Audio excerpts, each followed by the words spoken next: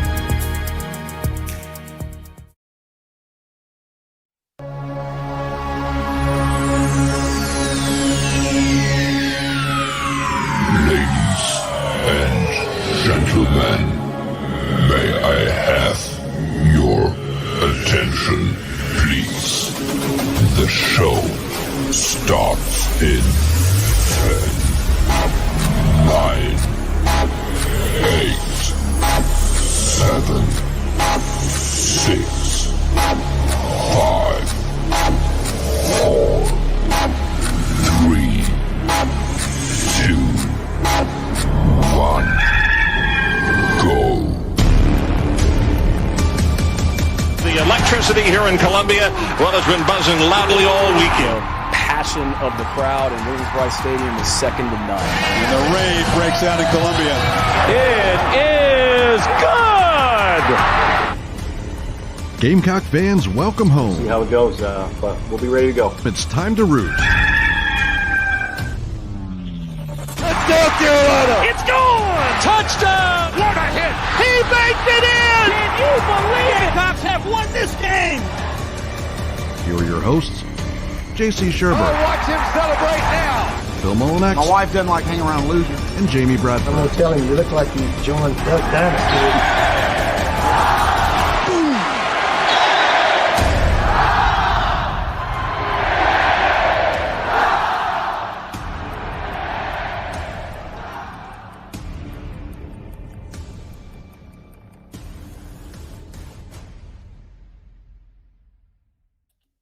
All right, greetings and good morning and welcome aboard Inside the Gamecocks, the show. It is 11 a.m. on Thursday, February the 9th. We are live from the Signarama studios and, of course, very proudly presented by Express Sunrooms, where you maybe could get a sunroom decked out with Signarama stuff.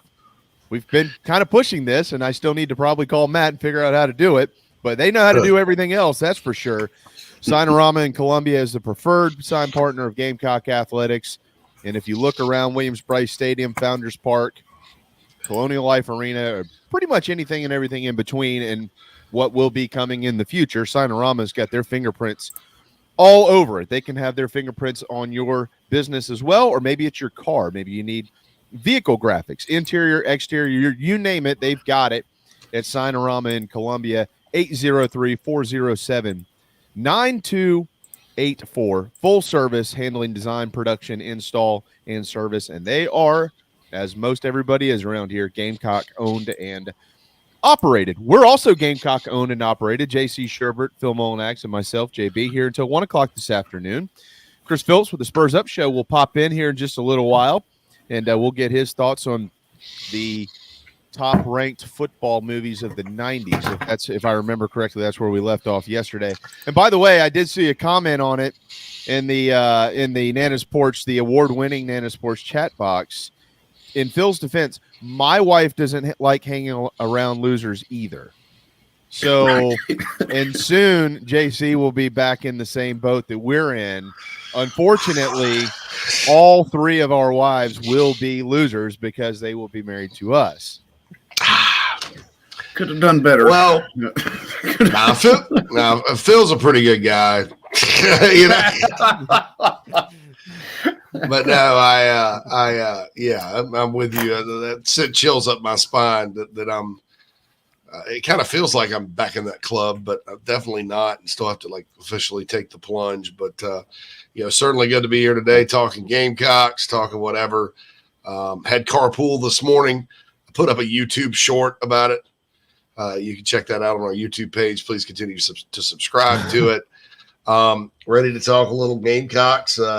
I guess the big topic right now is the city of Columbia is building a statue of Dawn Staley. Yeah. Good job there. Let me ask you a question. Sure. I'm not trying to kick up any dust. I don't want this to be an argument. That is not what I'm getting at here. I have not had a chance to follow up and read any of the articles that have been out on that. Is it because she's won national championships, or is there more to it? Because Ray Tanner has 2 national championships under his belt. It is okay. So from what I've gathered, I've read a couple of articles on this. It is being sponsored by a company who does promote equality and gender issues, as well as recognizing her for her outstanding career as a player and coach. So it is actually being half funded by an organization whose sole purpose is to promote essentially women when it comes to memorialization, and then there is a private side of it as well, funding the other half, but it is a combination of both, JB. Okay.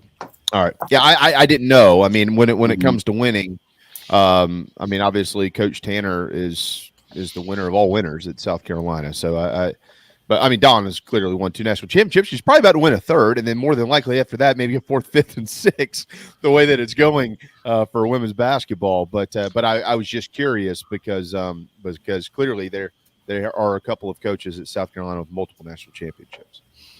I think Ray deserves a statue. I'll say that right now. And I know lots of people are going to disagree with me because they're mad at him because of the athletic director tenure. And that happens anytime you don't win, I think. But what Ray Tanner accomplished with that baseball program, there were some damn good coaches, coached baseball at Carolina before him, and Bobby Richardson and June Raines. They never closed the deal. They were close, but both of them played for it once. And Tanner finally broke through, and that was really, it's not a revenue sport. The only 2 revenue sports are football and men's basketball, but baseball matters in the SEC just like women's basketball does, and especially South Carolina, as we all know. And you'll see opening day next Friday when we blow out the coverage of opening day, probably unlike most other schools would do. So I think those were magical runs. I think with regards to a statue for him, I think in time, I think right now if somebody did it, they'd probably blame him for building his own statue. I mean, right. Could you imagine the narrative if somebody erected a statue of Ray Tanner outside of Founders Park with him still sitting as the athletic director? And we talked to Mark Kingston yesterday about you're not going to go undefeated in baseball, but I think some people have that expectation. Every baseball loss, hey, Ray, how about that statue? I mean, people are just – some people are just ridiculous these days. As far as Dawn Staley getting a statue, it's fine. I don't want it to get political because there is a political element that I'm not saying brings on herself, but that's who she chooses to be. And that's fine. I don't have a problem with it at all because I think she does her job well. I think that, she's entitled to her opinion on a lot of different things. I don't always agree with it, but that's fine. But I do think this too. I think as far as women's basketball goes, what Staley has done is nothing short of amazing, considering where the program was at. Now Pam Parsons and what was her name? Martha. My mom's name's Martha. Martha, whoever the coach was named Martha after Pam Parsons. I think there was a Martha, right? Susan Wabius, whatever. They've had some success in women's over the years, but what Dawn Staley's done is turned this into Tennessee South. Mm-hmm. This is the best program in the country. This is a better program than UConn at this point. These guys are getting anybody they want, and they may win multiple national titles. So I think from that standpoint, right now, and even without another national title, it's warranted. And it's not just that the Carolina goes out because, Dawn Staley's here. Let's go. She's alone able to get the top players in the country. The fan base has a lot to do with it too. South Carolina leads the country in attendance for women's basketball. It's a loyal group that shows up every day. It's not the same group as football. Not a bunch of our listeners, maybe some, but certainly, what she's built here, just beyond having great players and winning titles, she's built a brand and a product that I think has a chance to last. I mean, you look at Tennessee women's basketball, and you know how much it would hurt, when Dawn Staley, God forbid, the day she hangs it up. But I think what the types of things she's done with this program they've made it, somewhat sustainable, about as sustainable as you can be, I think, in the women's game. So, no big problem with the statue. I do want to see a Ray Tanner statue at some point, and hopefully we're talking about a Shane Beamer statue at some point as well. Yeah. Well, and I think that you look at, I would say, in the last, 25 years or so, and there have been so many amazing coaches at South Carolina. And as you mentioned, by the way, absolutely, congratulations to Coach Staley. I've had the great pleasure to speak with her a few times, and she has just always been so kind, and I really do appreciate that. And she does have the best program in the country. As long as she's here, it's not going anywhere. It will continue to get better. They will continue to beat everybody the way that they're doing it. But, you look at what Coach Tanner, as Steve Spurrier did, Coach Tanner proved you could do it here at South Carolina. He proved it. And there were some things that happened on his watch. One of the records, how it's in sports media like TV and radio, Phil, JC, generally these are the conversations you have in like June and July when you're trying to fill time, along with like the best movies.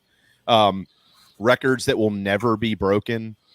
One of the records, if it is broken, I just don't foresee it happening in my lifetime personally, is the record that Carolina baseball holds in the postseason. Winning 23 straight baseball games. I just don't think it's going to happen again. That was unbelievable. I don't think people realize how unbelievable that was. That was unbelievable what was going on there. And but Coach Tanner proved that you could do it here.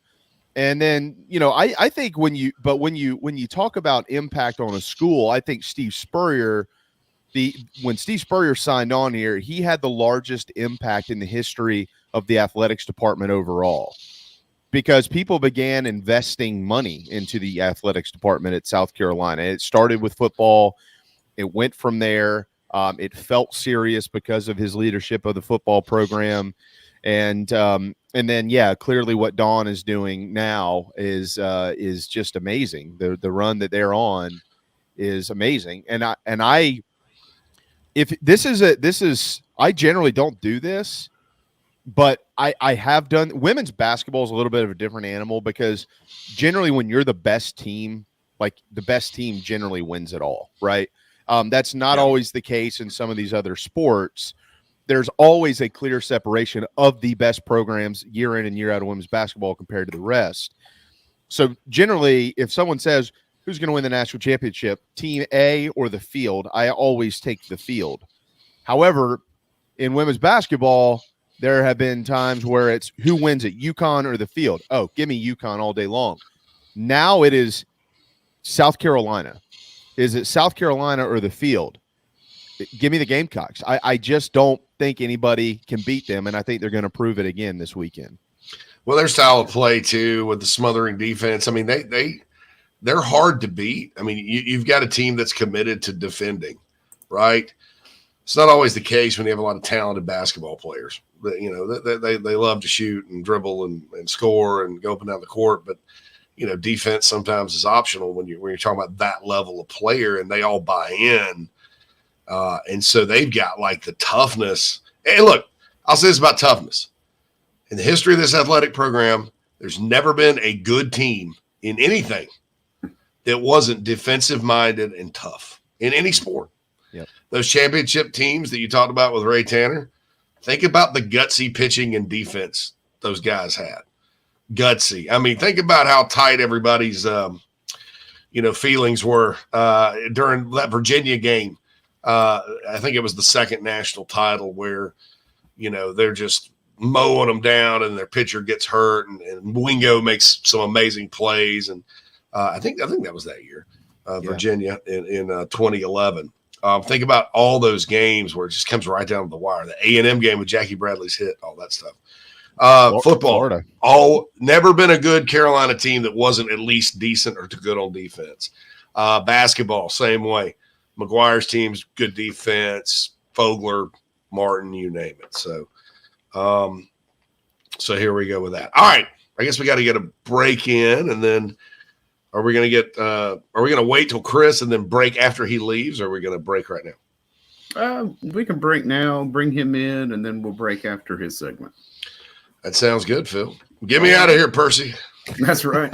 The preferred sign partner of Gamecock Athletics is Signarama Columbia, and they should be yours too. A full-service sign company that handles design, production, install, and service, Signarama Columbia has helped to bring to life the perfect vision for so many all across South Carolina. Owned and operated by proud Gamecock alumni, they can handle all types of signage, including interior and exterior, vehicle graphics, and more. Go to Signarama.com and find the West Columbia location, or call them at 803-407-9284. Bring your brand to life with Signarama Columbia, and go Gamecocks.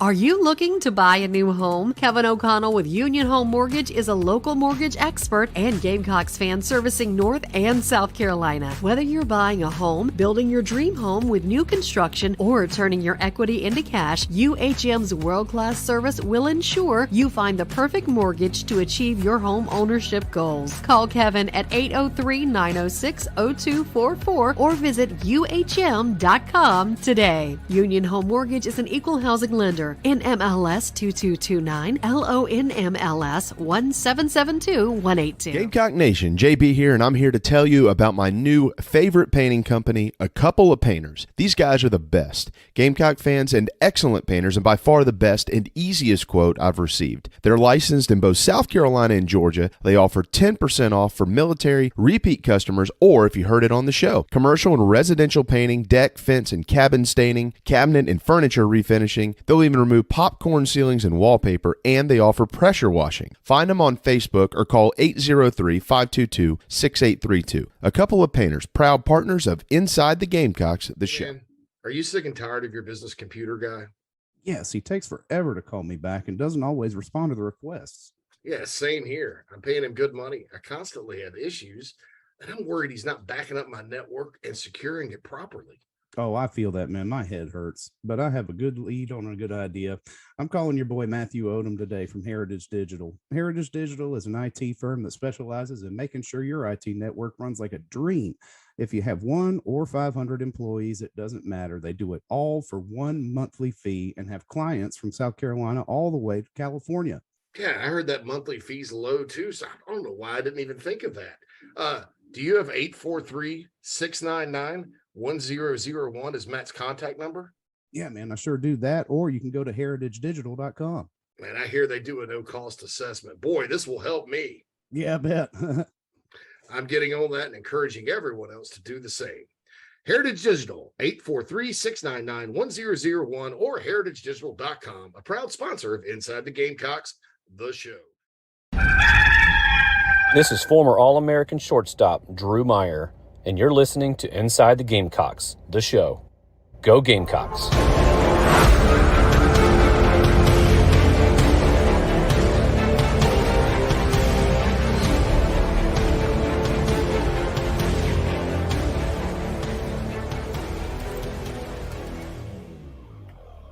Welcome back, everybody, to Inside the Gamecocks, the show.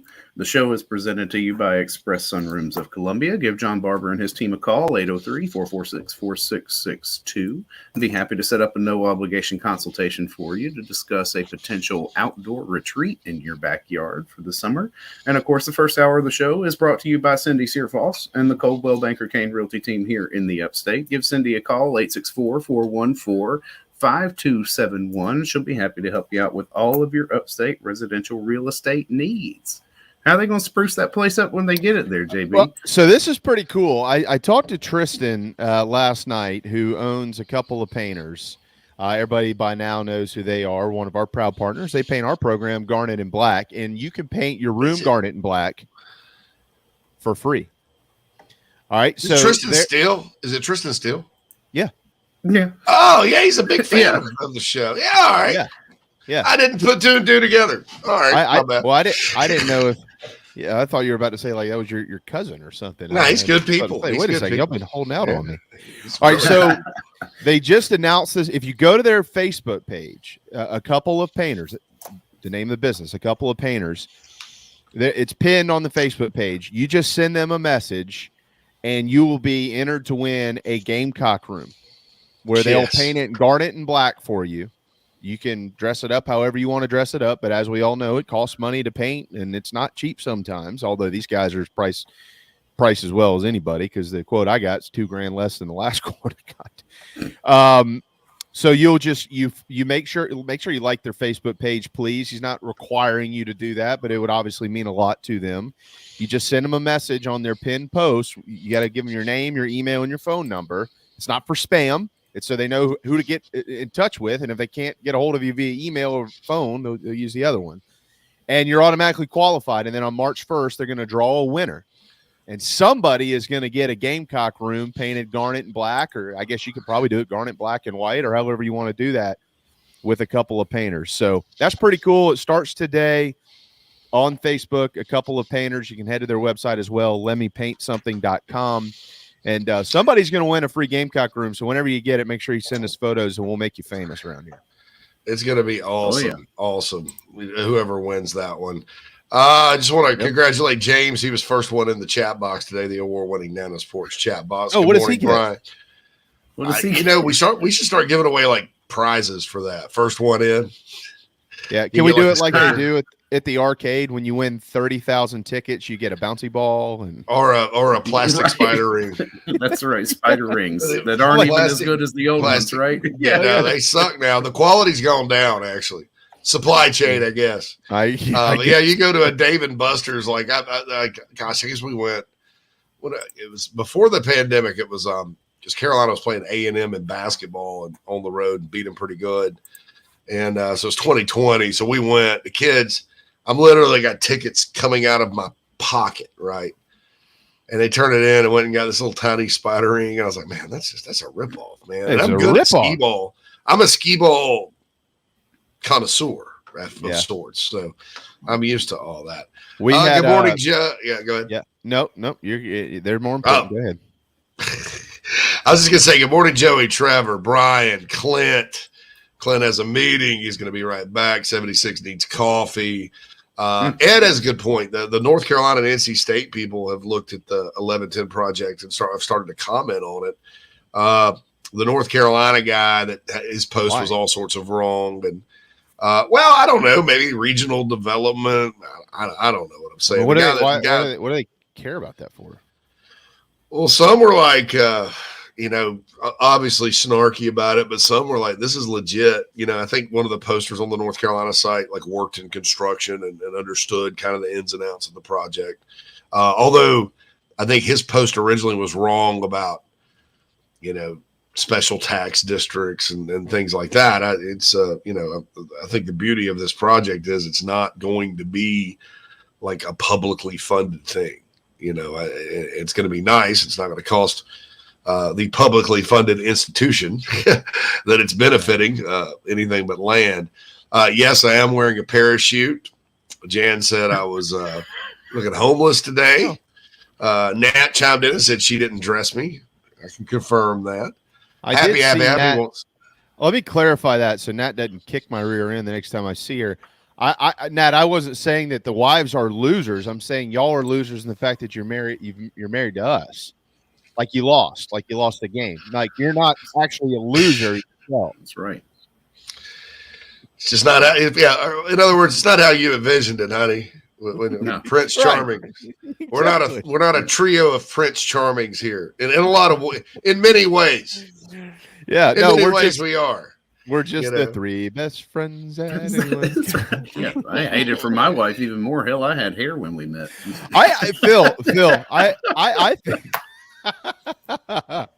Phil, I actually think Vegas bachelor party for JC would be fun. Oh, that's an evil plan. Would you find him on a rooftop somewhere, on a mattress on a rooftop? Over under of somebody being on a mattress on a rooftop, probably. Would we meet? Would we have Mike Tyson's tiger in our bathroom? I'd love that, frankly. I would. Yeah, somebody will have a baby, carrying around a baby and stuff. That was the funniest movie. And when the Asian guy jumped out of the trunk naked, I about lost my guts. I was like, I've never laughed so hard. Brew Nation, speaking of laughing your guts off, says, when is the Brad Scott statue coming? It's going to say, this ain't no candy ketchup. This bottle of Hunts. Y'all remember that commercial? Like tigers. Like tigers. Golly. You can still find that on YouTube, I've seen it. It's I was looking for a picture of Brad Scott one day talking about like coaches that got fired, and the only one I found was a screenshot of pretty bad. Joey G wants to put an amphitheater in the new project where a huge screen where fans can watch it. They couldn't get tickets, can watch football games. I've heard that. Hold on to that thought. It may not be like an amphitheater, although I think an amphitheater down by the river would be tremendous. Don't they have one in Columbia's kind of missing something like that, right? Well, doesn't West Columbia have something on that side of the bridge now over there where they've I don't know. I think they do. It's been 7 years since I've lived in Columbia, so I'll have to. Or something like they have out in Simpsonville and Greenville would be good, but then like a Blockbuster, it's not Blockbuster Pavilion anymore, I know, but like whatever they have in Charlotte. I know Eric Church is coming here to the Hollywood Casino Amphitheater in Tinley Park, which is kind of like the facility. I think what is Verizon Wireless Amphitheater in Charlotte or whatever it's called. Yeah, that's one of my most favorite venues. I love, always. Yeah, something like Columbia doesn't have anything like that, right? Mm-hmm. The one in Simpsonville is pretty awesome too, up in Greenville. I saw Paul Simon, but I also saw Hank Williams Jr. there, and I also saw Jackal. But I left after when Jackal came on because the guy from Creed had a new band. And he's got all the songs. And he sounds just like Billy's higher and all that stuff. And there's like 50 people crowded around the stage listening to Creed. And I'm like, that's pretty badass. But anyway. Does he still fly into his performances like he did in the Super Bowl? Not at that amphitheater, my friend. Are you talking about Neil Simon or Paul Simon? Paul Simon? No, the guy from Creed. You remember that Super Bowl performance where he flew in? Oh, gosh. Yeah. Much less famous now. Can you take me? Yeah. I remember that like it was yesterday. It's also on YouTube.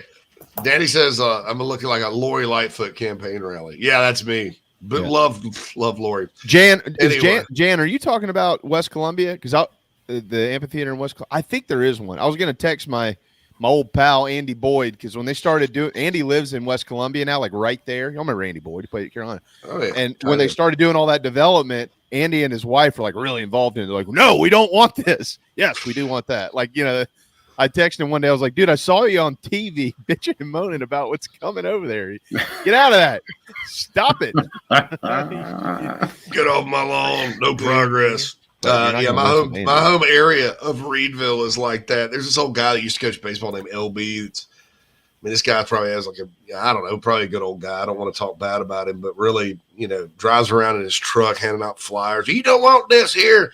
Eventually, they just develop the crap out of the place. There's more new people than old people. Now they're getting a strip mall or whatever. Anyway, we got to get to a break.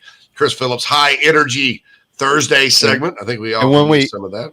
When we return, I do, right before we plug Chris in, I will dish out a little bit of a piece of news that has just broken about a former South Carolina assistant football coach who will not be returning.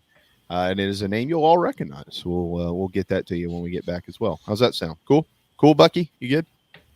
Phil, Bucky, you good? All right. Yeah. We'll hit a timeout. I love the smell of napalm in the morning. Easy. He's got a tiger by the tail, he has. He better hang on too. People have spoken. Nana's Porch was voted the third best food truck or trailer by the Charlotte newspaper Public Poll. Also, their pimento cheese took third in a contest exclusively for products made in the state of North Carolina. I will let Noah Hall tell you about the rest. Nana's Porch, Southern cuisine with an uptown twist. We're well into the new year, and the days of being back in the pool and boat are quickly approaching. Many of us don't have the time to hit the gym, but Charleston Fitness Equipment can change that for you. Outfit your home with a treadmill, elliptical, or my favorite, a home rower that allows you to row with the pros all over the world. They have free weights, home gyms, flooring, and much more that makes keeping or getting in shape much more convenient. Located in Mount Pleasant, visit charlestonfitnessequipment.com for more. Get in shape like our Gamecocks. Charleston Fitness Equipment, proud partners of Inside the Gamecocks. Gamecock Nation, do you need a place to stay for the big game? Many hotel booking engines keep all the commissions, but at Fan Plans, you support Inside the Gamecocks, still earn your hotel loyalty points, and you receive an email with direct confirmation from the hotel. Whether you are visiting Columbia to cheer on Carolina or hitting the road to follow the team, get in the stands with Fan Plans. Family vacations, a new car, a new boat, all cost money, but you don't necessarily have to make more to afford any of that if you can save cash that's flying out the window now. iHelp Consulting can help you finally get the kids to Disney World, upgrade the minivan, or drop that new boat in the water next summer. Let Daniel and iHelp Consulting consult with you. No fees, just savings. You pay them a percentage of those savings. Save on essential services, credit card fees, you name it, let them find it. These folks are incredible. iHelpConsulting.com. How can I help you? This is Coach O. Now back to the show. Go Tigers in the song.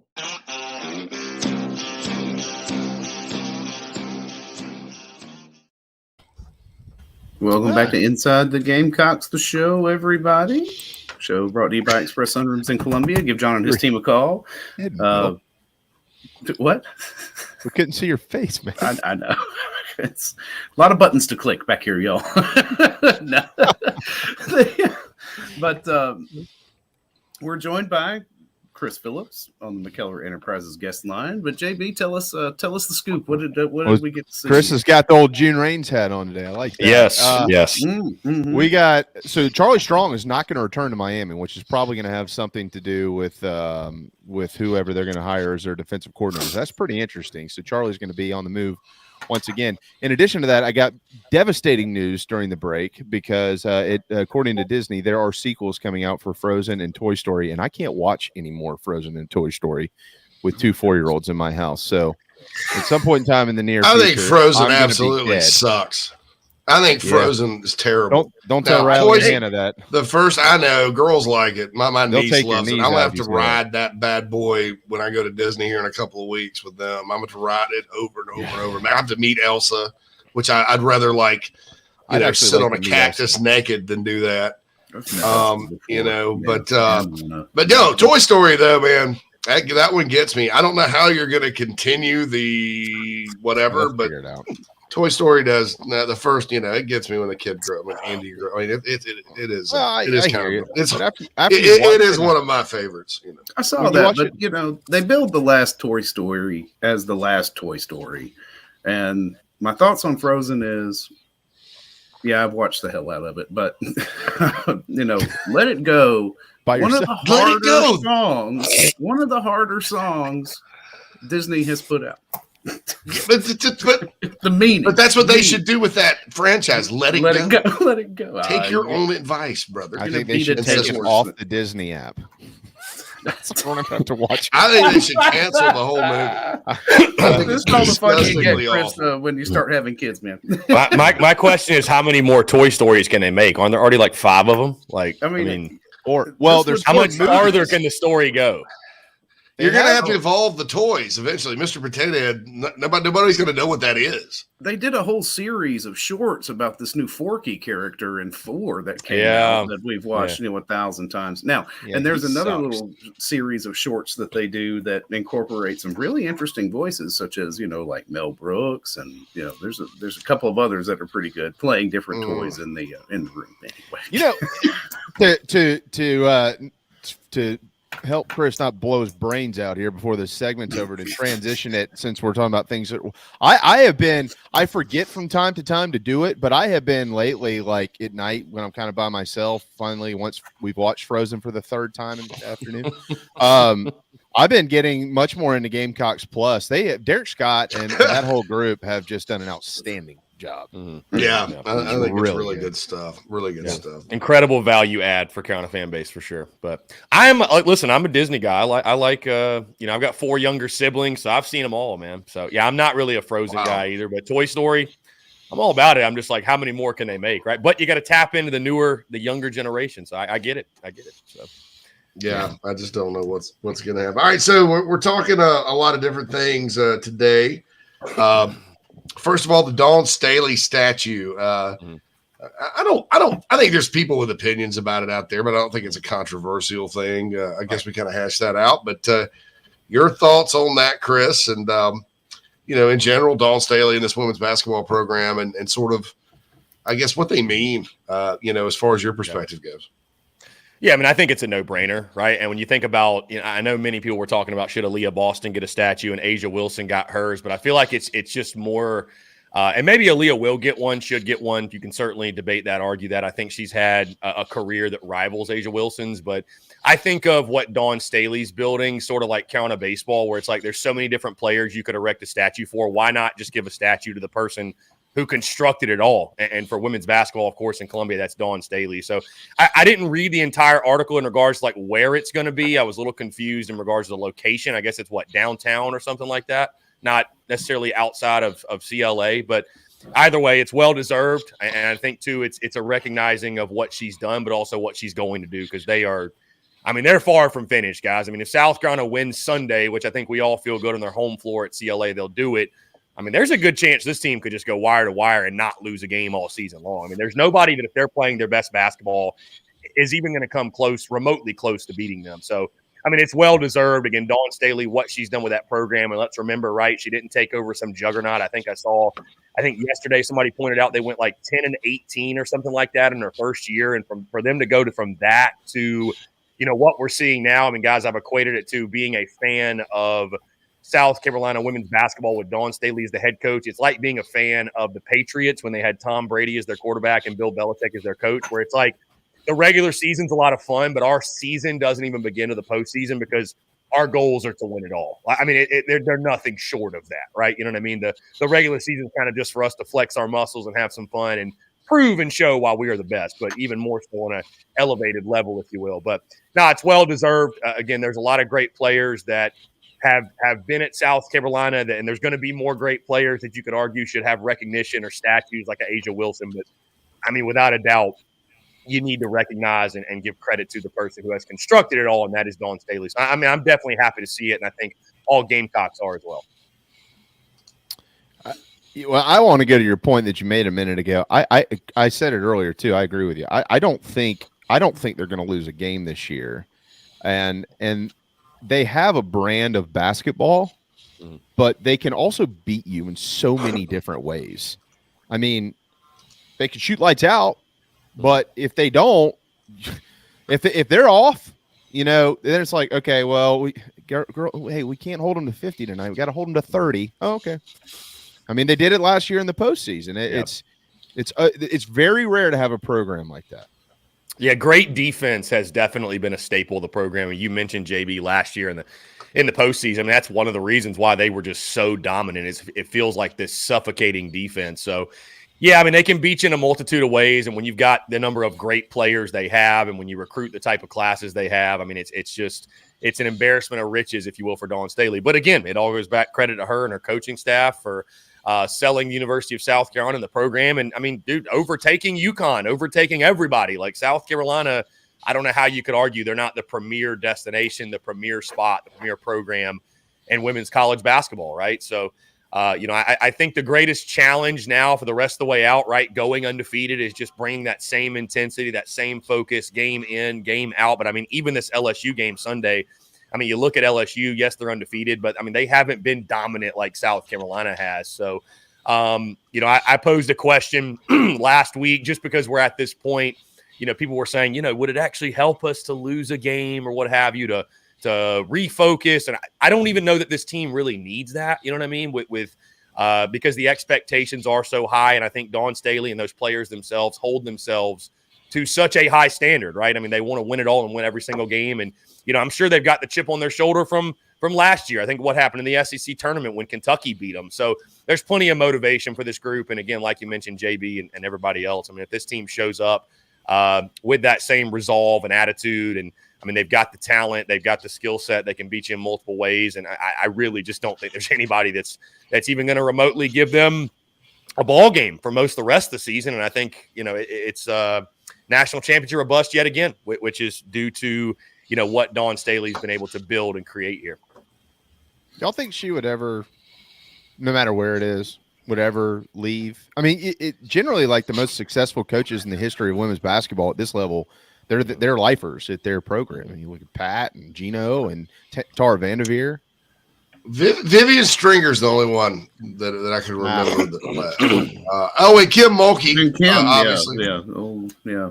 Is Kim in that? Is she in that group? I think so. Yeah, she won a national title at Baylor. Yeah, she did win one at Baylor. So yeah, she's one of the goats in that sport. Literally. I mean, no, I'm just kidding. I mean, do you see Dawn as being someone that if she did leave would want to do something like transcend the game? Like people have tossed around coaching at the NBA level, coaching the men's – like you never say never, but maybe who knows? I mean, you might come to a point where she's like, what else can I do in the women's game? Like what else can I really do? I mean, I'm just throwing it out there. I mean, I don't know. I mean, yeah. I don't know. Yeah, I think if she were to get drawn away, it would be something that we just couldn't think of at this point. It would be something outside the box, like moving up to not just the W, but maybe the NBA. Yeah, her alma mater's come after her. Her alma mater's come after her twice, Virginia. I mean, you could someday. I mean, like if you go on this big run and it's just about sustaining rather than competing. I mean, sometimes she's a competitor. She wouldn't have taken the Temple and South Carolina jobs if she wasn't a competitor. I mean, knowing South Carolina, we might just make her the next AD, So, I think with everything that's going on, the future that's coming with the facilities, all these, we don't really specifically know, but we do know there's stuff coming. And obviously there are things that are going to be happening around the Colonial Life Arena. I'll be really interested to see how involved she gets with that, because historically at South Carolina, they do a really good job of including their head coaches in a lot of this. Coach Tanner built Founders Park. I mean, that had his fingerprints all over it when he was the head coach of the baseball team. Coach Muschamp had a ton to do with the facilities across the street. Coach Spurrier had a ton to do with the upgrades. I know they've gotten Shane's input on a ton of stuff. So when they start to make these changes again, I'll be anxious to see, because that's something, like we're talking about her future. Well, that's something that might, I'm not saying she won't be engaged, but it's just something else for her to dip her toes into. Like, yeah, I do want to be involved in something like this. Oh, I think absolutely. I mean, why wouldn't you get her input? Why wouldn't you get her feedback? I think it would be, foolish not to. So, yeah, I will be curious and to see in the upgrades, man. I mean, you talk about that. Obviously, I think that's one of the bigger pieces of news of the week. And it's funny, though. I know a lot of people were craving more when the announcement came out. It's like, okay, we made an announcement about announcing we might be doing something. We don't know what it is yet. I know a lot of rumors are flying around, but in regards to basketball upgrades, I mean, how could you not get Dawn Staley's feedback and what she wants to do? And you make a great point. All the coaches that, people don't think about. I mean, Muschamp definitely did have a lot to do with that indoor facility. And then, Founders Park just it reeks of Ray Tanner's, bomb basher mentality, right? It's another bomb box. So, I think it'll be really interesting to see how involved she gets. And I would expect her to be very involved with it. The SEC baseball preseason coaches poll is out. South Carolina picked 4th in the East behind Tennessee, Florida, Vandy. then the Gamecocks, and which Georgia, by the way, Kentucky, could also Missouri. make you 4th in the country if you finish there. Yeah, Right. finish to that. Yeah. That league. Lines you In up the real well West, to be top 10. Have an FYI. in the West, it's LSU, A&M, Arkansas, defending national champion Ole Miss, Auburn, Alabama, Auburn, and then the national champion from 2 seasons ago, Mississippi State, picked last in the SEC West. They still do have divisions in baseball. What say you, Chris, about the Gamecocks being picked 4th in the East? My gut is with the pitching, they probably could go a little higher than that, but that's probably fair. I don't know. What do you guys think? No, I think it's fair. I think it's very fair. I mean, LSU and Tennessee are the talks of the conference going into the season. LSU, they were already talented coming into this year, but they add Tommy Tanks from over at NC State, the most high-profile freshman from a season ago. They added – his name slips my mind right now, but the kid from, I believe, Air Force, who's like a stud that's going to be their Friday night guy. There's like 97, 98. I mean, Tennessee is the team that I think they're going to benefit greatly from not being that team that has the target on their back necessarily. I think that's going to be LSU. Tennessee still absolutely loaded across the board. I think 4th for the Gamecocks is about right. What is Vanderbilt going to be? They're kind of intriguing to me. I think Vandy is just being put ahead of South Carolina, probably just because the D1 baseball guys, they trust the Commodores a little more, which I don't necessarily blame them. And then Florida's intriguing too, right? Florida's been down by Florida standards, right? Like we have high standards. Florida's got extremely high standards. And so this is a big year for Sully and those guys, and they've added a couple of transfer pieces as well. And the guys they've got back, I mean, obviously, man, it's the Gators. They're going to have an elite ball club. But, no, I think South Carolina's ceiling is definitely higher than 4th in the SEC East. But, I mean, it's the point that JB just made. And if you look at D1 baseball's top 25, if you look at their postseason projections, guys, they've got every single team in the West going to the postseason. Every single one of them. I mean, it's just as good as SEC football is, right? We talk about the best conference. SEC baseball, it's absurd. I mean, Ole Miss was the last team in last year, and they won the whole thing.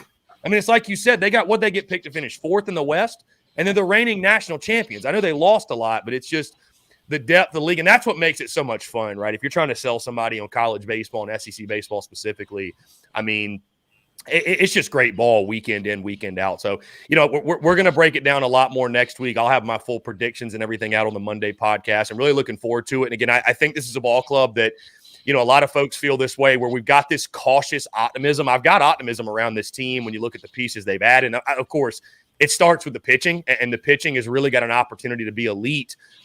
But my skepticisms and where my fear comes in is just the hitting side. And you're asking this ball club and these new transfers who are really high on, but you're asking this club to do something under Mark Kingston that they just have not done, and that's hit. And that's hit consistently, and that's hit with runners in scoring position, and that's timely hitting and just hitting as a whole. I mean, if this group hits 270 or better, like there's a good chance you're in Omaha. That's how good the pitching is. So I think 4th in the preseason is fair. I mean, listen, you're 4th in the East and you're a preseason top 25 team. So, as JB mentioned, you could finish 4th in the East and finish top 10 nationally. I mean, that's just how loaded the league is. I mean, there's 7 of the top 10 in the preseason are from the SEC. So all in all, again, I think it's fair. You never know in baseball, right? I think baseball is the most difficult to make predictions around because you just truly never know, right? But, I think the ceiling's high for the Yardcocks, but I think offensively it's just got to click. Yeah, and I'll add to that. I know you're getting close to having to get out of here in just a minute. I mean, I never have cared about preseason baseball rankings because they really don't matter. It's nice to hang banners, but at the end of the day, we all know that of any sport, this is the one where the preseason stuff doesn't matter. Y'all just referenced Ole Miss a minute ago. With that said, we talked to Mark for a little bit the other day, and Monty will be on next week, and I think one of the things that's really encouraging is that they now have to begin the year, and they're going to see guys. I mean, I think people look at the schedule and they say, well, who are these teams? I've never heard of UMass Lowell or Hartford or whatever. You got to remember something like generally northern teams can pitch because they can only work out inside. So they find guys, and everybody, if you throw 90 now, you might as well throw 75. I mean, but they do. With that said, though, collectively, Chris, is they have the opportunity, the way the schedule sets up this year, to kind of figure themselves out a little bit. And Mark even kind of mentioned that to us the other day. Coach King said, yeah, we got Clemson. We're going to see some guys that are pretty good, but we got a chance to kind of find our identity before we get into conference play. And that's a little bit different this year than it's been in the past. Yeah, I think it's pivotal, JB, they take advantage of non-conference play because with all due respect to the, I believe it's the Riverhawks of UMass Lowell, they'll take on next weekend. And listen, I know Penn gave Texas A&M some headaches and, you obviously have the rivalry series and then Bethune-Cookman. All due respect to those guys and all due respect to the midweek. You couldn't have asked for a much more favorable non-conference slate. So the pitching's going to eat. There's no doubt the pitching's going to eat, but it's just all about building some confidence and getting the sticks going. And like you mentioned, JB, of course, the non-conference, this is the time to play around with it, right? This is the time you find your best 9, you find your best 9 sticks, which is what it comes down to. If you hit, you're going to be in that lineup, but you need to have your guys by the time you get to SEC play, right? When you're facing guys that are throwing 96, 97 every day, that's not the time to figure yourself out. It's just not. It's just not. So building confidence, right? Gaining a lot of wins, that goes without saying, but I think getting hot early on. I know the pitching, like you mentioned, JB, the pitching's always ahead of the hitting. These northern teams, they do feature some arms here and there. But I think it's really important to get off to a hot start, build some confidence going into SEC play, man. That's what it comes down to. By the way, guys, quick side note, the preseason coaches just dropped their picks. This is breaking news. Pretty much just exactly the same. Tennessee, Florida, Vandy, South Carolina 4th, Georgia, Kentucky, Mizzou. So nothing really breaking there, I guess you could say. But the coaches also have the Gamecocks picked to finish 4th in the East. But for sure, I agree with you, JD. I think we're going to know a lot. I really do. I think that early non-conference slate, I mean, you're not going to write off a team because the first 20 games. But if this team comes out of non-conference play hitting below 300, I think that's going to be a reason, unfortunately, to be concerned. Yeah, it's I'll tell you what, one kid I'm going to keep an eye on. I had heard this. I'm glad King mentioned it the other day. Carson Hornan has a chance to be really, really, really good for this team in the middle of the lineup. So if they can get him going. That's a name he's mentioned a lot. So I think they're banking on name that too. Yeah, that freshman to sophomore jump. That's definitely one of those guys they're leaning on. Carson Horning. And that's the thing, Chris, I know you got to go, man, but that's the thing too, that a lot of people, I'm optimistic because they do have arms. That's number one. And then and excuse me, they have healthy arms. Okay. And then I think people forget how many young guys played last year. So if those guys have developed, which my intel says they have, we'll see. We got to watch them play. But if they've developed and you add good, healthy arms to that, and they can figure out the back end of that bullpen, because the best teams in this program ever always have a setup guy and they always have a closer, period, the end. That's just the way it's been. They can figure that out. They have a chance. So there's reason for optimism. I know a lot of people are sketchy on all the, Mark's never done this, that, and the other. I think there's a little bit more in the details. So I'm excited to see him roll it out. Yeah, I mean, I'll just say this. If this team does not win this year, it's not due to a lack of talent. I'll just put it that way. There are good ball players on this team, no doubt. They got to stay healthy, like you mentioned. I mean, that's something kind of out of everybody's control. They've got to stay healthy. I mean, last year they just realistically, did they hit? No, but they never had a chance on the mound. You had 7, 8 guys that went down with it. I mean, there's no team in the SEC that could have overcome what they dealt with. But if you stay healthy on the mound, fingers crossed, knock on wood, there is no reason why this team should not have a really good year. I agree. We done? You got anything? Yeah. No. Chris Phillips, Spurs Up Show every Thursday. High energy. We'll talk to you in a little bit, Chris. Yeah, JC, JB, Phil, appreciate you guys. And JC, looking forward to chatting with you this afternoon, my friend. Appreciate y'all. Yes, sir. Yes, sir. Yeah, man. All right, we got to hit a break. We're up against it. Back after this. No, we're good. We're good. Remember, we took one before Chris, so we're good. We're good till noon. That's right.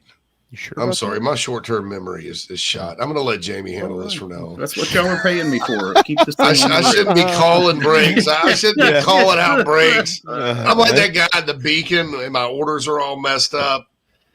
Instead of chili cheese, I'm like, cheeseburger like a burger. No, chili cheese. You forgot.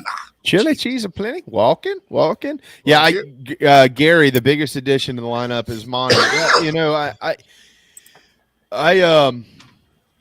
I hope so.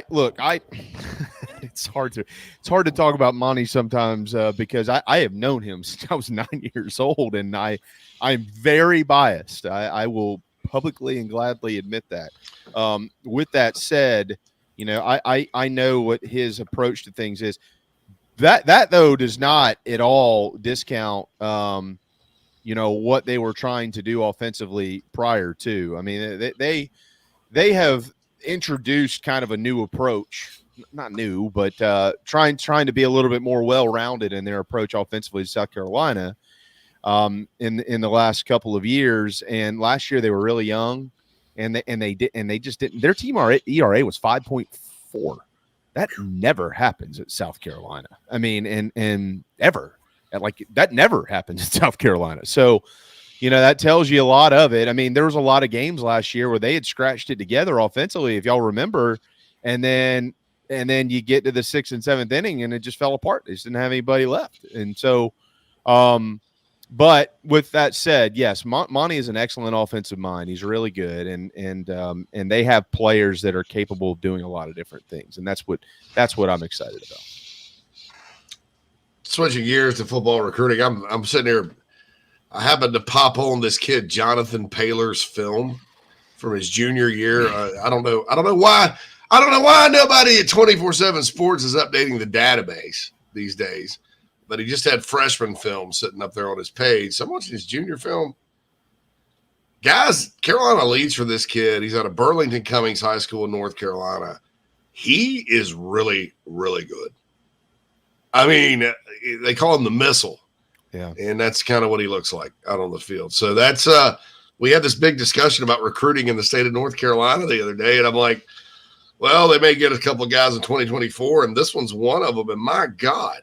I mean, he's like a thicker Juju McDowell with better straight line speed and football instincts. How does that sound? Based on fit. Excellent evaluation there. And so, yes. Yeah. You know how to see it. Offers from all over: Ohio State, Georgia, North Carolina, everybody, North Carolina State. And the Gamecocks have the lead.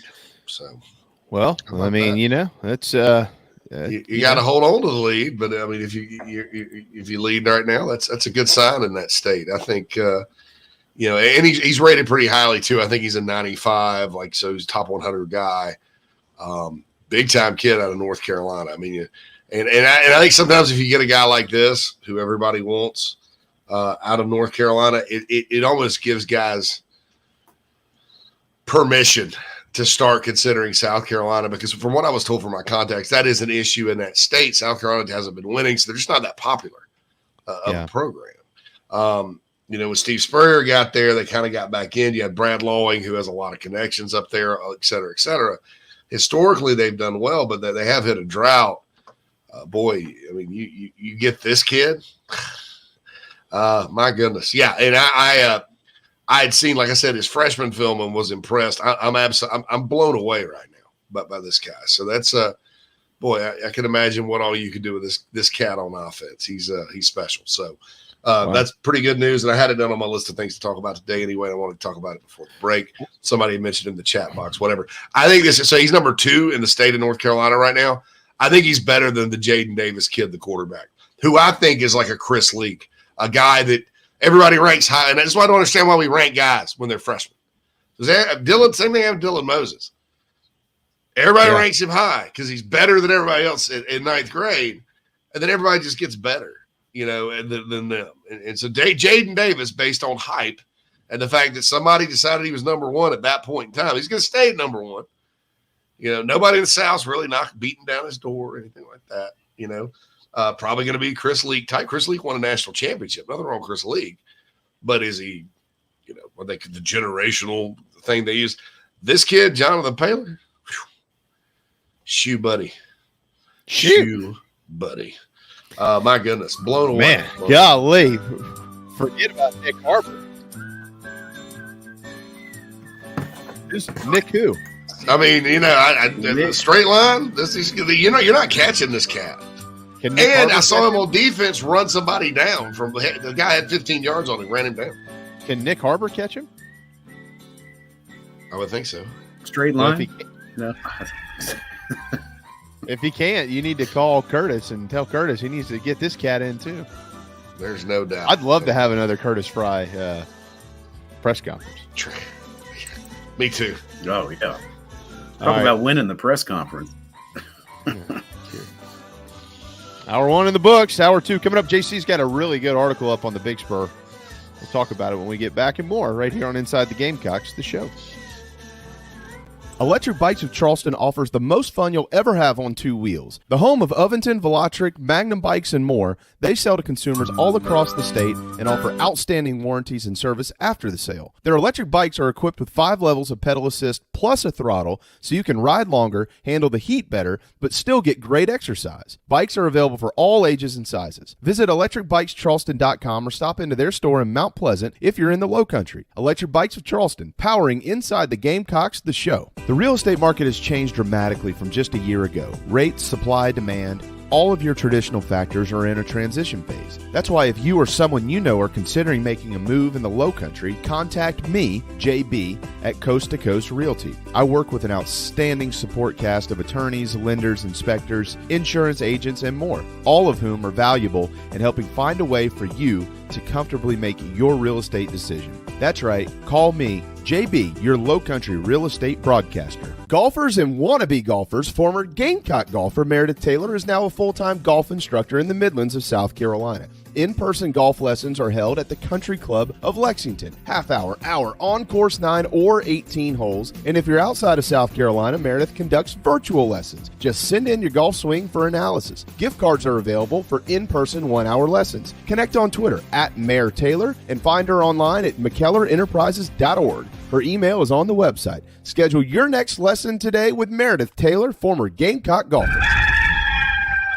You're tuned into Inside the Gamecocks, the show. Sideline is picked off. Brad Edwards will get a convoy. Touchdown, South Carolina. Spurs, Spurs, Spurs. You ain't just a bird, bird, bird. You're top of the coop, star of the show. You're a rooster who's born to crow.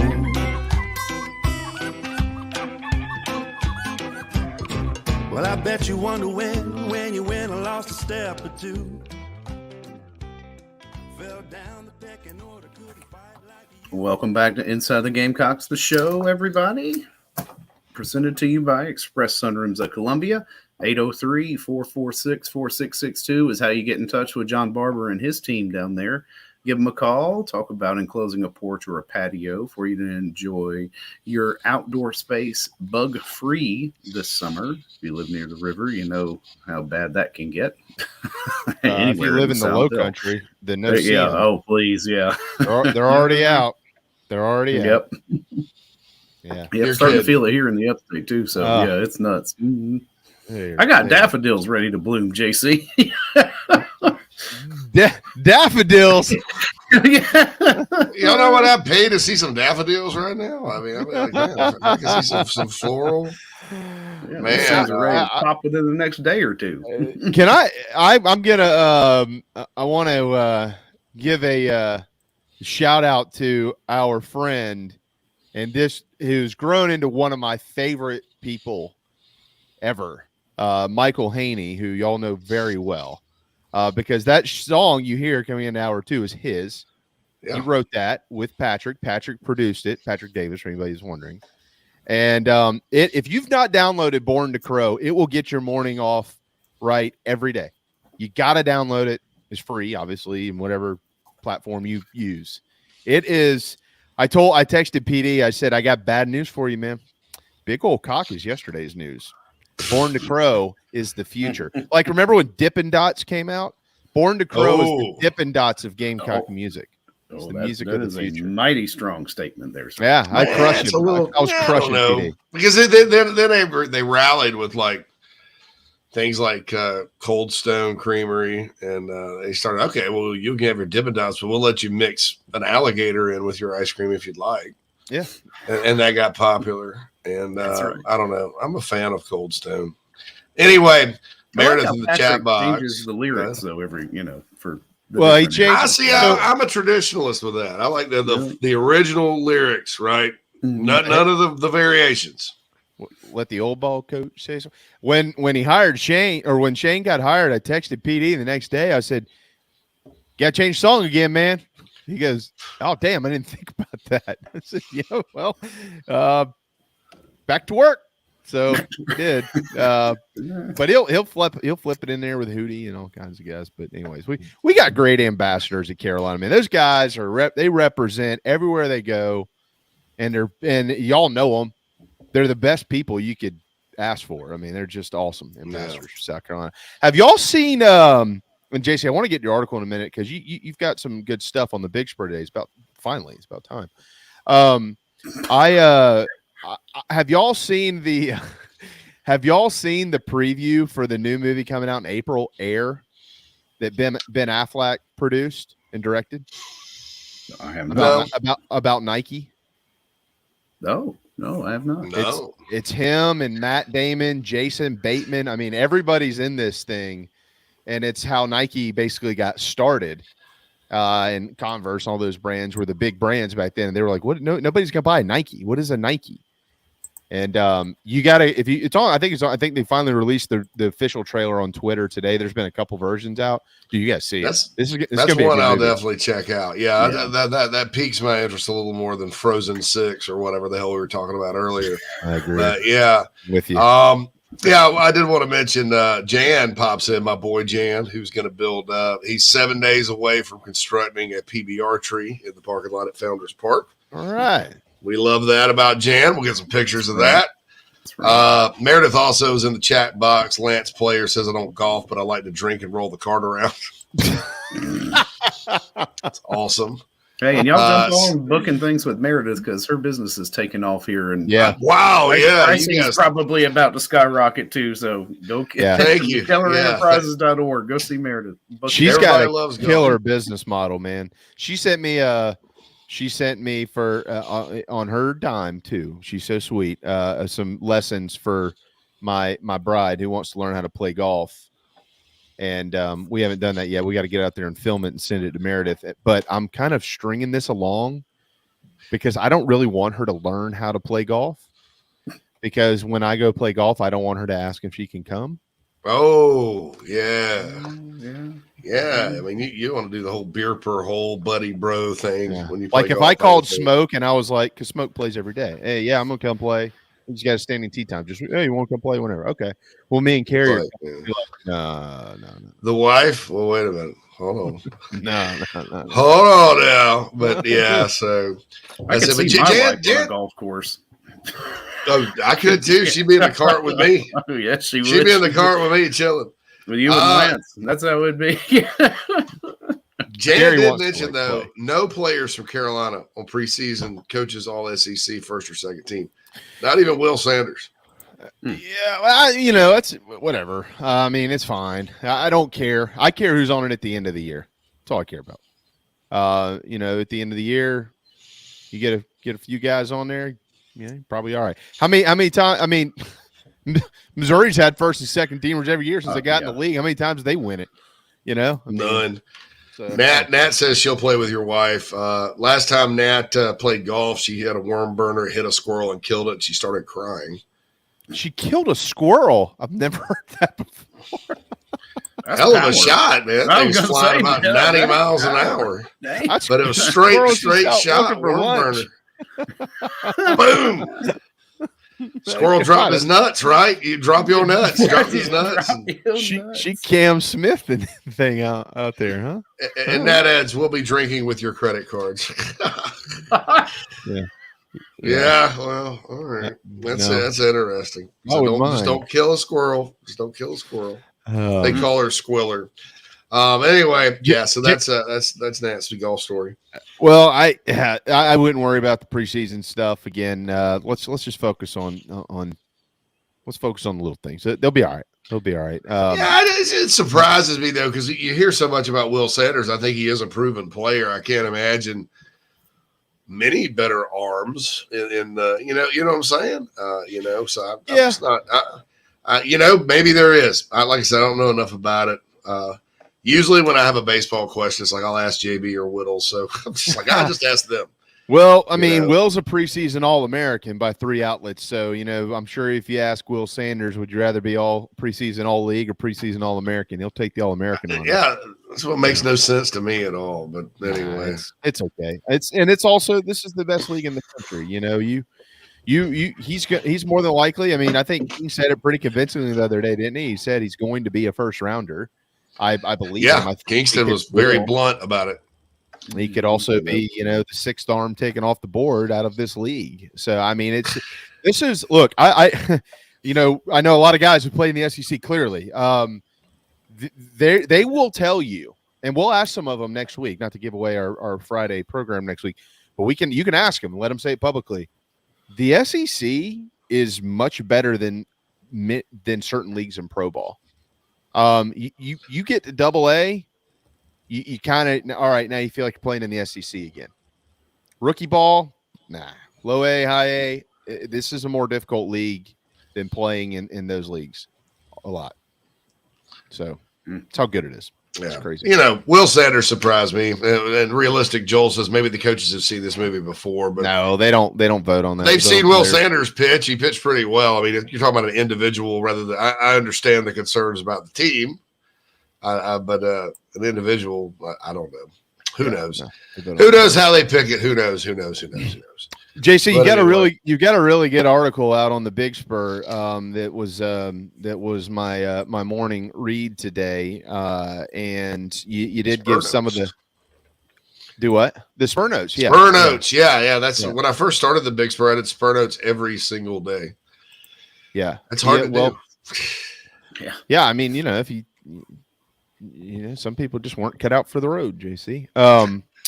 But no, you've got some really interesting stuff in there involving a lot of things. If you haven't read it, you should probably read it. It's my free plug for our friend here, JC Sherbert, owner of thebigspur.com.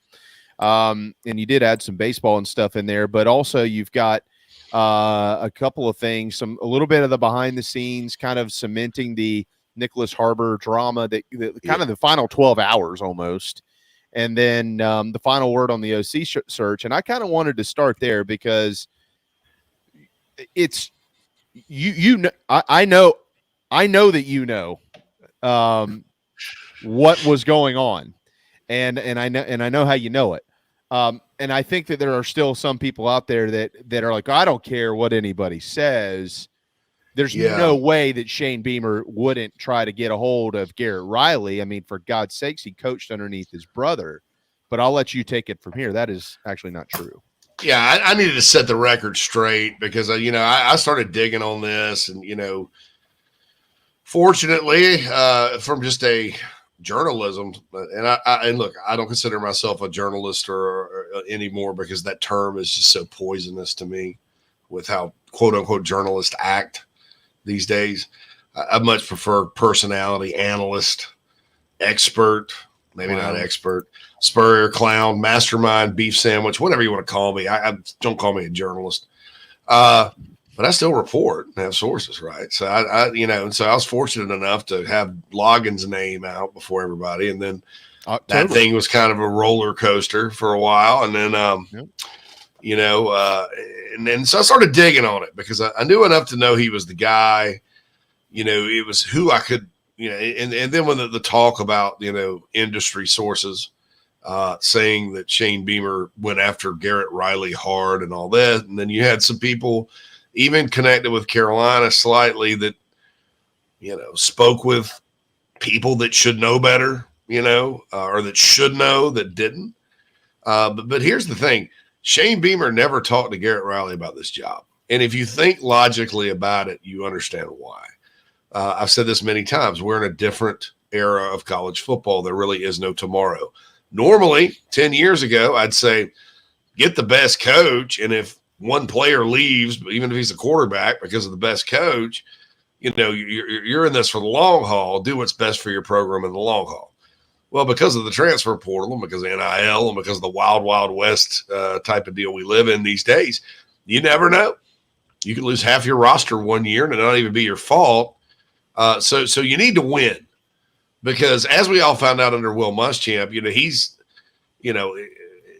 we talk about Will Muschamp's luck a lot, and I don't believe in luck, but some things about his tenure make you think. I mean, here's a guy that went 4-8.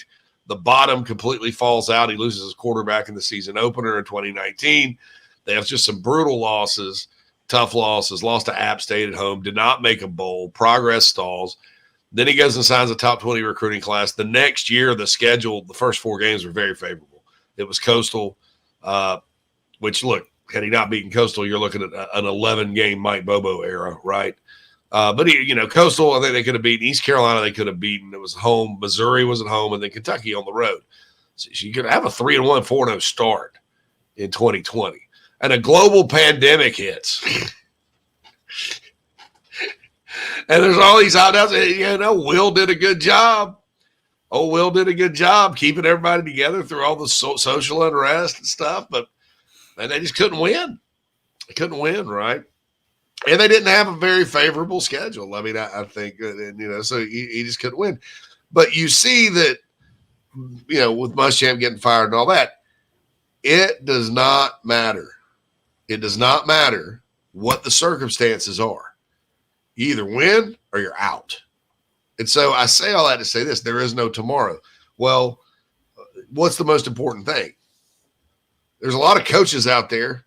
There's a lot of guys that call plays. A lot of guys would love to come to South Carolina. What's the most important thing? Is it, as long as you don't hire Satterfield, you're going to have an upgrade, right? As many terrible offensive coordinators has come through here, Marcus Satterfield's the worst. I feel comfortable saying that. And anybody that disagrees with me doesn't really – and I know the last 2 games, but we all know what happened there. So you want Rattler to come back. It makes sense for Rattler to come back. He's probably 6th or 7th round at best now. They don't draft you based on 2 games of potential in the National Football League, unless you're one of these lumbering 6'5" guys that are unathletic, which they seem to love, but that's not Rattler either. So coming back is a big deal for him too. But he wasn't going to come back and play for the guy whose brother bitched him at Oklahoma. He wasn't going to come back and play in the system that he left at Oklahoma. He didn't come to South Carolina to play an air raid style offense. Now, the little secret is a lot of pro-style offenses have a lot of air raid concepts. But you go hire Garrett Riley, and Spencer Rattler's gone. There's no question. No question. Now, I'm not saying they would have gotten Garrett Riley had Spencer Rattler not been there, but that's just not what Shane set out to do. He set out to hire the best OC that he could for this thing. Now, I don't know how good or bad Dowell Loggins is going to be, but he didn't interview Garrett Riley. There was no I struck out. And those are the 2 biggest problems and the biggest bunch of rumors that get started because people care about things that aren't relevant to the situation. And number 1 is money. Ray Tanner did not give him the resources to go get who he needs. BS. That's not true. Shane Beamer hired who Shane Beamer wanted to hire. Ray and the athletic department would have stepped up. I know that for a fact. And then number 2 is nobody wants to come to South Carolina because, they struggled so bad, no, any coach worth a crap is going to look at the last 3 games of the year and go, man, those guys are pretty good. They got talent. It wasn't talent. That's the problem. And so Dowell Loggins is all Shane could get. That's not true either. Shane seriously considered 1 guy, Dowell Loggins. Talked to 2 other ones. I don't know who they are, so you can ask. I have no idea. I don't even have a good guess on but 1 of them. But most of the names you heard from industry sources, and trust me, I heard the names from industry sources as well, were completely inaccurate. And if you think about kind of how it unfolded, there's all this talk about, the plane's here or the airplane's there. And all those were recruiting trips. Trust me, we sort of know most of the time what coaches are going where to recruit where. Everybody thought Shane's on his way to Atlanta. Woo! Going to meet with Dan Mullen. Woo! And number 1, Atlanta's nowhere near where Mullen's Lake House is, right? It's 2 hours from Peachtree to DeKalb Executive Airport. Number 2, Greg Atkins and Lonnie Teasley are on that plane going to see Trevon Ball. And so that kind of stuff happens during – and I think that's the way coaching searches are going to kind of unfold, but I think it's my job to get out there and set the record straight. not necessarily be militant about it, but there's the truth and then there's lies. And it's just not true that Beamer in any way, shape, or form went after Garrett Riley. Well, and I want to add something to this too. I want to get you to, I want to get your, I know we got to go to break, Phil. Just buy me 2 minutes here so JC can answer this question, because I think that, Shane obviously clearly said, hey, look, I'm going to hire the best offensive coordinator for South Carolina. That's what I'm looking for.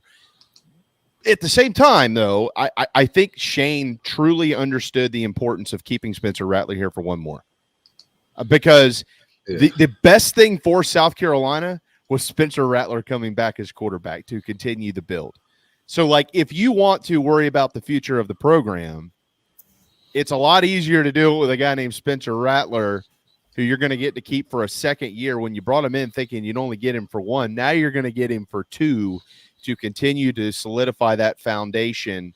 And then I think, the way that Shane looks at it is he almost killed two birds with one stone here. He has kept the one thing that he really truly needed. Like, we could look back. What I'm saying here, I think in Coach Beamer's mind, he says we could look back in 5, 6, 7 years and equate our success to having Rattler here for 2 years instead of just one.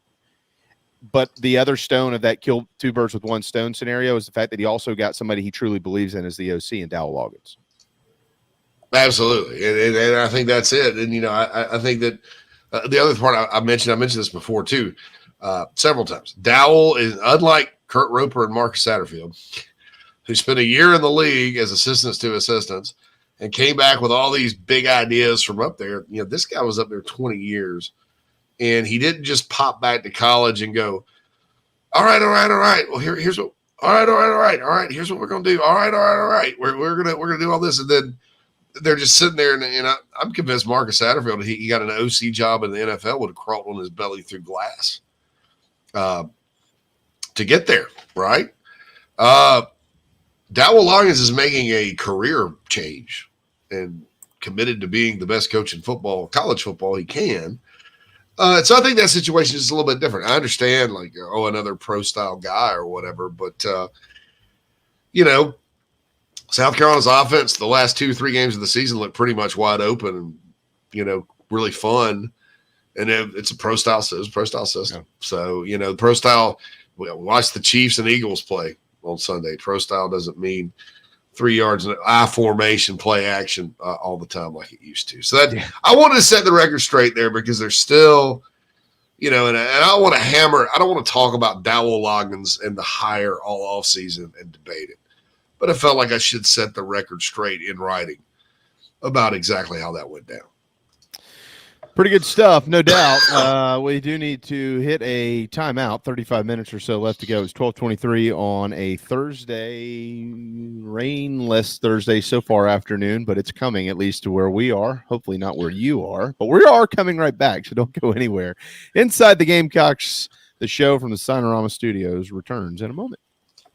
Just as your State Farm agent combines good neighbor service with surprisingly great rates, you can combine your home, auto, life, or small business insurance with Tony Pope State Farm Insurance today. And guess what you'll get? That's right, even more good neighbor service with surprisingly great rates. In fact, Tony Pope State Farm is your go-to agent anywhere in South Carolina, North Carolina, or Georgia for the service you deserve at the price you want. So try combining your home, life, auto, and or small business insurance today. Tony Pope State Farm has been in business for more than 30 years and can handle anything you need in the tri-state area. Once again, Tony Pope State Farm will help you mix and match perfectly. Call 843-851-2222 or visit TonyPope.com today. Like a good neighbor, State Farm is there. If you're in the upstate of South Carolina and are in need of residential real estate services, Cindy Bass Searfoss of Caldwell Banker Kane is for you. Ask her about the Village at Creekside, all of her listings in my hometown of Spartanburg, South Carolina, right there on Daniel Morgan Avenue, married to a lifelong Gamecock fan. And many of our listeners have already bought homes from her and been 100% satisfied with the detail and care she uses. Cindy Searfoss, 864-414-5271, Caldwell Banker Kane in the upstate for your real estate needs. Are you looking to buy a new home? Kevin O'Connell with Union Home Mortgage is a local mortgage expert and Gamecocks fan servicing North and South Carolina. Whether you're buying a home, building your dream home with new construction, or turning your equity into cash, UHM's world-class service will ensure you find the perfect mortgage to achieve your home ownership goals. Call Kevin at 803-906-0244 or visit UHM.com today. Union Home Mortgage is an equal housing lender. NMLS 2229, LONMLS 1772182. Hey, man, are you sick and tired of your business computer guy?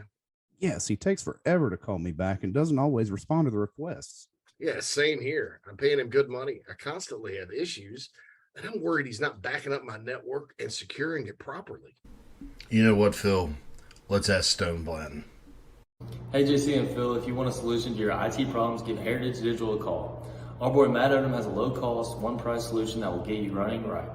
Call 843-699-1001 or heritagedigital.com and ask for Matt. He will hook you up today and tell them Stone sent you. This is freshman All-American Nicky Memorial of the Carolina Gamecocks, and you're listening to The Show with JC and Phil.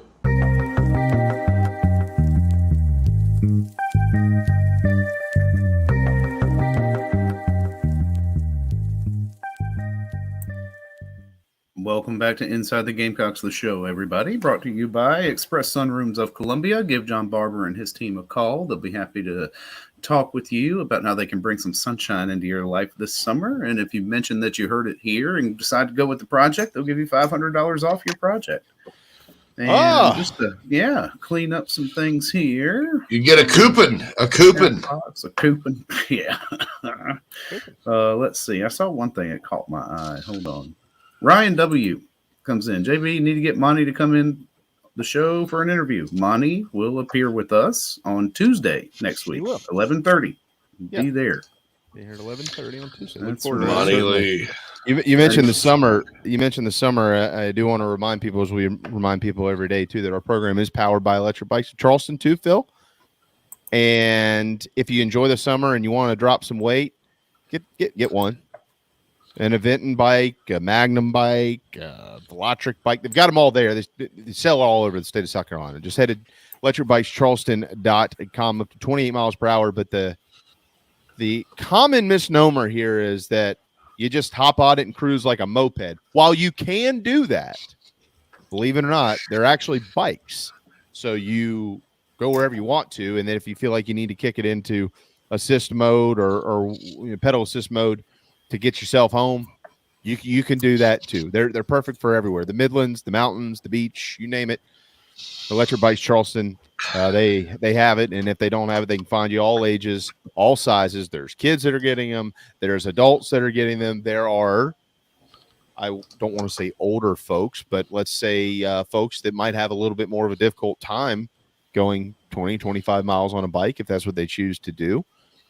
Maybe it's your parents and you want to get them active. This is a great way to do that. electricbikescharleston.com. Guess what? Also Gamecock owned and operated from right out of here in the Low Country. But again, assisting and servicing and selling to the whole state, and service is pretty important because after they sell it to you, they will also service it for you if you ever have an issue. electricbikescharleston.com. Yeah, looking forward to getting Monty on next week. I did see that, and I forgot about it, so I'm glad you brought that up, Phil. Monty is you know what's great about Monty? And Coach King will do it too. We didn't really throw him a bunch of these questions yesterday to let him get into it. But, man, if you want to talk to Monty about, like, hitting, he'll get into the nuts and bolts, and he'll blow you away. It's such a cool conversation. You get him on, like, broad focus, defined focus, hitting and all this stuff, and people are like, what the hell is going on right now? But you learn so much, and you realize quickly why he's such a good coach. So looking forward to that, certainly. Yeah, I love a good deep dive into stuff like that. It is, like you said, it's one of the things I did enjoy about Muschamp. Is just, he'd sit there happy to talk ball. Yeah, he would talk and drove people crazy because but because sometimes he would say all that and nobody knew what he was talking about. And then he was like, he wouldn't answer anything in a clever, but you go from Steve Spurrier to Will Muschamp. I mean, that's you go from Lou Holtz to Steve Spurrier to Will Muschamp. That's like, you go from the ultimate poor mouther. I hate to say it, I'll have an outstanding kickoff team. I don't know how we're going to get good field position. And then you have Spurrier that doesn't even use any proper terms. He's like, shoot, we just call this play touchdown. Yeah. I'll shoot. He's not talking about the boundary and the vertical field position. But then Muschamp's like an encyclopedia. Yep. Oh, the vertical field position and the boundary, and then this, there, the other, blah, blah, blah, blah, blah, the nub side and the attached and the sniffer and all this stuff. He's a ball head. Sniffer. So anyway, Ryan, wait a minute. Sonder has a good question. What do you think, as things stand right now, is the biggest hole in next year's football team? I think lack of a proven pass rusher, although I think Jordan Strawn is somewhat proven. You always have concern with somebody coming off of an injury, and it's critical to rush the passer in the Southeastern Conference or affect the passer. People get too caught up, I think, sometimes, and coaches will tell you this in stats, like sack stats, but you got to affect the passer. I think Carolina did a above average job of affecting the passer this year, maybe slightly above average. I don't want to say it was like some of those great teams with Melvin Ingram and Clowney and Devin Taylor and those guys, but I do think they were okay. But to me, I mean, who is that guy going to be? How are they going to get there? Are we going to see more odd front? Are we going to see, more stand up by guys like Strawn and Umeozulu? Bam Martin Scott, is he going to put his hand down? I mean, there's all these questions that I think Clayton White and staff have to kind of figure out. Now, I'll say this defensive staff outside of the secondary does not like to move people at all. They played Brian Thomas Jr. there last year, didn't even care. We don't care at edge. So I'm a little hesitant to say there'll be a bunch of changes. I do think that in a three-man front, three-man alignment, and Elijah Davis coming in too could be a bigger end. I think Boogie, if you're in a three-man front, you got Boogie on one side, Tonka on the other, Nick Barrett, a guy like that at nose. He's kind of your zero technique. And then you have these stand-up linebackers types like Strawn, like Umeozulu, like Bam Martin Scott, like Pup Howard even, who I think personally will start at will linebacker in place of Brad Johnson as a true freshman. There's your big prediction. But you have to identify those guys, because I don't care how good you can cover. You give anybody enough time, they're going to pick you apart, especially in this league and with the talented receiver and quarterback they have. So that would be the biggest hole I would think there would be right now. Maybe somebody disagrees with me. I don't know. I don't. Phil, do you? I think that. No.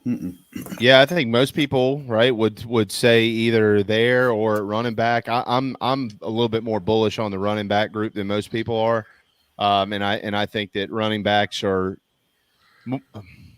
a dime a dozen is very loosely used these days, but you can develop. If you've got a good system, you can develop good running backs, and I think that they like where they are there. I'm not saying that it's the talent of years past necessarily. I don't know. I have no idea. I'm not saying it is or it isn't. But I think that they'll be okay there. And you got a guy named Spencer Rattler at quarterback, so that's certainly going to make things easier. Not to mention all the other weapons out there. You're not just going to be able to pin your ears back and run and rush the passer, because there's a bunch of other guys who are going to go catch the ball. They're just not names that are household names yet around here. But I would agree with you, JC. I think that they're probably going to be working on a plan to get creative if they don't add another guy or two to that room that they feel comfortable adding. And we'll kind of see from there. But I do find it interesting that the linebacker room, I know some people are still worried about it. I'm not. I think they flipped that room over. I think there's good talent in there. It's young talent. And I think those guys will make a good, heavy impact early for Carolina.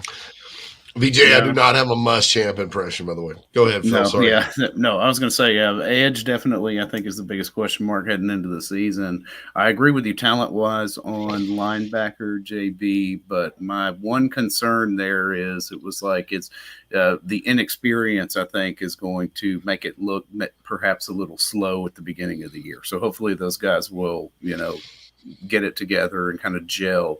From what we've heard, though, the guys in that group have it between the ears. It's just a matter of doing it at the right speed.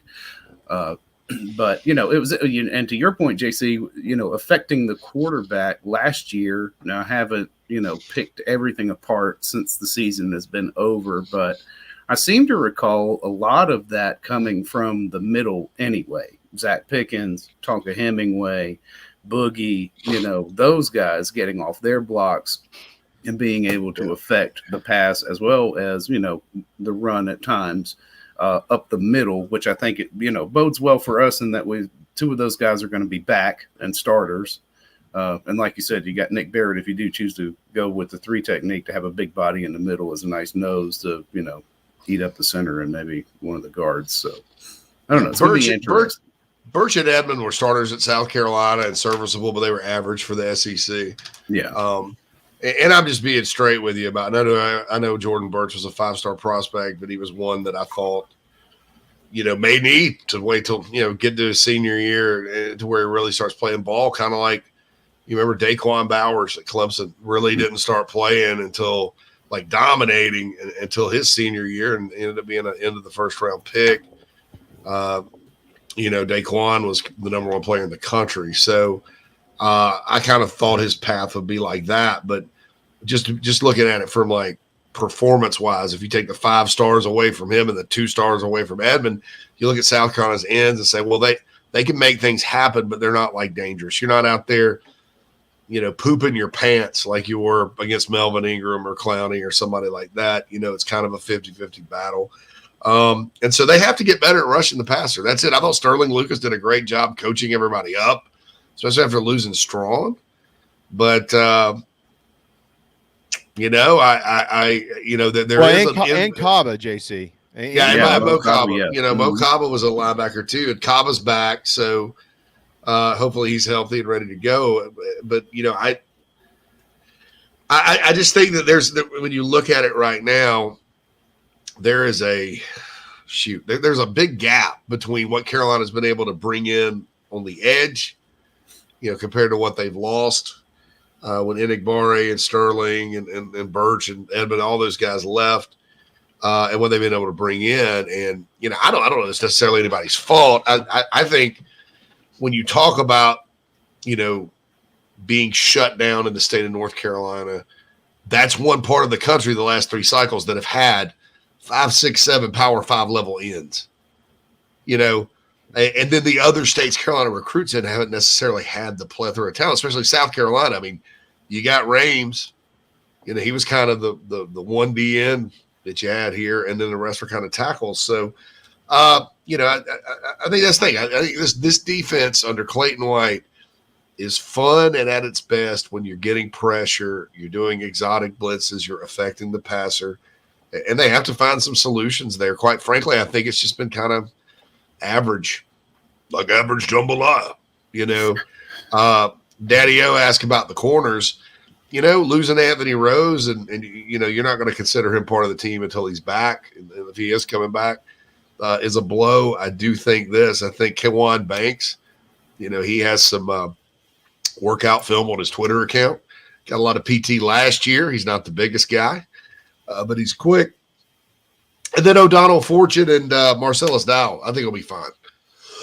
Plus, you got 2 of the best safeties in the conference, DQ Smith and Nick Warray returning. Plus, David Spalding's back.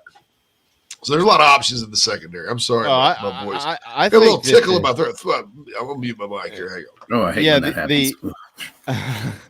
Yeah, I mean, Phil, I think that the fan base at least grossly underestimated the losses of Mo Kaba and Jordan Strong, and oftentimes injuries they kind of fade into a distant memory when things aren't going well, as it's kind of a no excuses world we're living in now.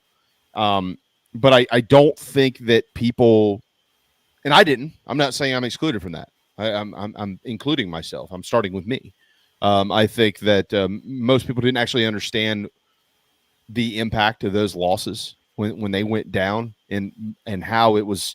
That was a defense. In order for it to, I wouldn't say be elite, I'm not sure that they could be elite, but in order for them to be really good and really consistent, kind of a backbone type deal until you could kind of get the offense clicking, they were going to just need to be healthy. because they didn't have depth in numbers necessarily. And so when those injuries happened, that I think that was a bigger impact than people thought it was. With that said, JC just mentioned a couple of names, and I want to make sure that we remind everybody, Emory Floyd, a young kid, highly recruited 4-star player who was here last year. Also on the track team. Yep. Yeah. Another track kid. Yeah. Yeah. Keenan Nelson Jr., another kid that, that they were really, really excited about. Isaiah Norris played this year. I think that corner, because of what you saw because of the let me rephrase. Let me start with Marcellus Dowell. Because of the development throughout the season of Marcellus Dowell. I mean, raise your hand if you didn't think he was one of the more improved players on the team, because nobody can possibly raise their hand to that. This kid worked his rear end off and ended up being a really good football player and a valuable one by the end of the year. So you add that into the fact that, O'Donnell Fortune's a guy that they like. They like how he plays the game. They like his size. He's hungry. He's an in-state kid. He's anxious to get out there and do it. He probably, you could say, maybe has a little bit of an inside step to be a starter next season. And then you add all these talented kids that this past year were just waiting in the wings. They knew they weren't going to get a ton of playing time. Some of them certainly got some minutes as the year went on. Injuries and stuff like that happened, right? Now, here you go. It's spring. And now you're also adding a bunch of new freshmen who can play. I think the corner position, Phil and JC, I think in the spring, that's going to be one of the more hotly contested positions in the whole program. There's a ton of guys who have an ability to play that are going to be out there fighting for snaps. And I'll be really, really anxious to see what it looks like once April is over. Yeah. Maybe get depth, and there's going to be a good rotation back there, I think, too. But you're right. The competition side of it back there in the defensive secondary is really big. It's going to be huge. Man, and all that is going to do is produce better quality play. So, yeah. I mean, we can all be thankful about that. Thank you. Yeah. Thank you, Coach Gray, for being such a fine evaluator and developer of talent. Yeah, there you go. You hit it right there. I mean, and you got Torian Gray coaching these guys. It's like I told JC before the season when JC was all beat up over the special teams. I remember asking him, "Is Pete Limbo still coaching?" Yeah. All right. Well, I am not worried about him then. Kind of the same thing with Torian Gray. I think they're going to be just fine. I think one of the big question marks heading into the season is, what is the O-line actually going to look like?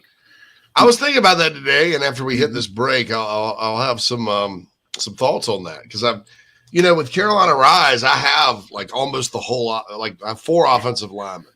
So like today, Jalen Nichols promoted something for us. I had to talk to him. So I talk to these guys all the time, like Vershawn Lee.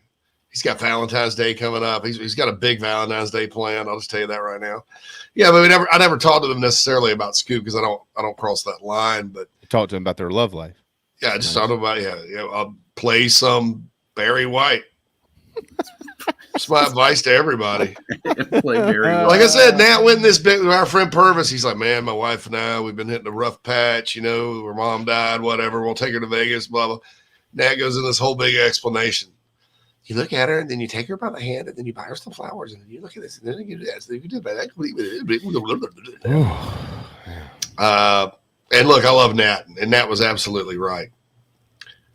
But my advice is always this: right, play some MF and Barry White.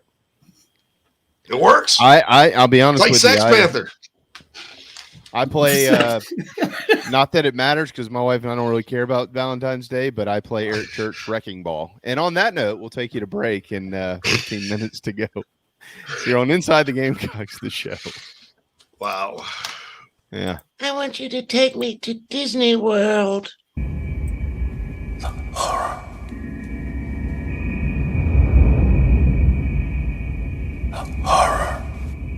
Calm down. JC is here. As y'all know, folks, the family and I have visited Disney World many times, but it can be overwhelming, especially if it's your first time going to the most magical place on earth. I highly recommend wherethisroadleads.com and my friend Cherie, a certified Disney vacation planner. That's right. The mouse has given her permission to book your family vacation hassle-free. You don't know where to go, don't know where to stay, don't know where to eat, don't know what to do. It can be overwhelming. So get on wherethisroadleads.com and schedule your free consultation right now. She can help you out. The prices are very reasonable. You don't pay any extra fees. In fact, she's much more reasonable maybe than booking it straight through Disney. So for your next Disney vacation, or, more likely your first, so you don't panic, go to wherethisroadleads.com and talk to Cherie, certified Disney vacation planner, a partner of Inside the Gamecocks, the show. Electric Bikes of Charleston offers the most fun you'll ever have on two wheels. The home of Aventon, Velotric, Magnum Bikes, and more, they sell to consumers all across the state and offer outstanding warranties and service after the sale. Their electric bikes are equipped with 5 levels of pedal assist plus a throttle, so you can ride longer, handle the heat better, but still get great exercise. Bikes are available for all ages and sizes. Visit electricbikescharleston.com or stop into their store in Mount Pleasant if you're in the Low Country. Electric Bikes of Charleston, powering Inside the Gamecocks, the show. Hey, Mo Cowboy here from Carolina Gamecocks. You're listening to Inside the Gamecocks, the show with JC and Phil.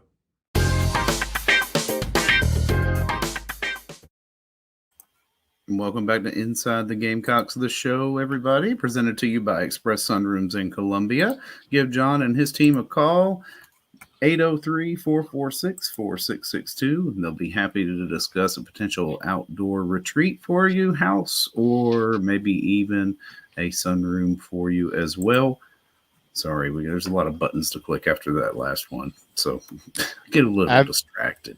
While we were in the break, I decided to sneak in and I'm going to win the Gamecock Room contest through a couple of painters. So all of you losers that are listening to our program, y'all suck. Y'all aren't going to win. I'm going to win. I'm just kidding. If you go to a couple of painters Facebook page, you can enter to win a free Gamecock Room from a couple of painters. The paint. He's like, if you want the graphics, you need to go to Signarama and have Matt and send his group out there, and they'll do graphics on the wall for you. But if you want it painted, garnet, black, and white, you don't want to buy the paint. So go to Facebook and type in a couple of painters. Make sure you follow their page. You'll see they enter. You just enter. You send them a message, and they'll pick a winner here in the next couple of weeks. Somebody's going to get a Gamecock Room. Matter of fact, Phil, Tristan told me on the phone, he said maybe I should just have Phil enter and we'll draw his name so we can get rid of that doo-doo brown in the background of his camera. Yeah, Tristan, I need your help, man. Come on. Get in the Gamecock Room, baby. Yeah. That's right. I want to get him to do an Eric Church room for me. I'll do like Caroline on this side, Chief on that side, and I'll get Matt to do a big blow-up poster of the Chief, and that won't be weird at all. I want a frozen living room. Frozen living room with Elsa. That's right. And that stupid snowman, the moron. He's my favorite part of the whole movie. Don't ruin it now. I can't. All right, you guys want to know? I think Frozen is very. Watch out for my butt. I don't think there's any intelligent males in the whole thing, and I think that's intentional. How about that? And I think it makes us all look like a bunch. It's like those commercials these days. Hey, honey, I blew up the dishwasher. Oh, Paul, you're so silly. You can't do anything.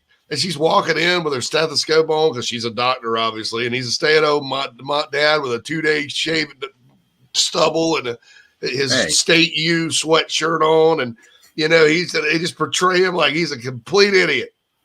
And she's like, "Oh, well, let me go." And like I've got 15 octopus arms that can do the dishes, and I'm just Superwoman, and you're adult, not an adult, an adult. And that's what Frozen, I think the theme in Frozen is that way. It's like, dudes, we got this. And I'll remind everybody, just being honest. I love women, and I respect everything women do. And there are super women out there. Believe me, I was raised by one. However, I'll remind everyone, if it weren't for men, you would have been eaten by saber-toothed tigers long ago.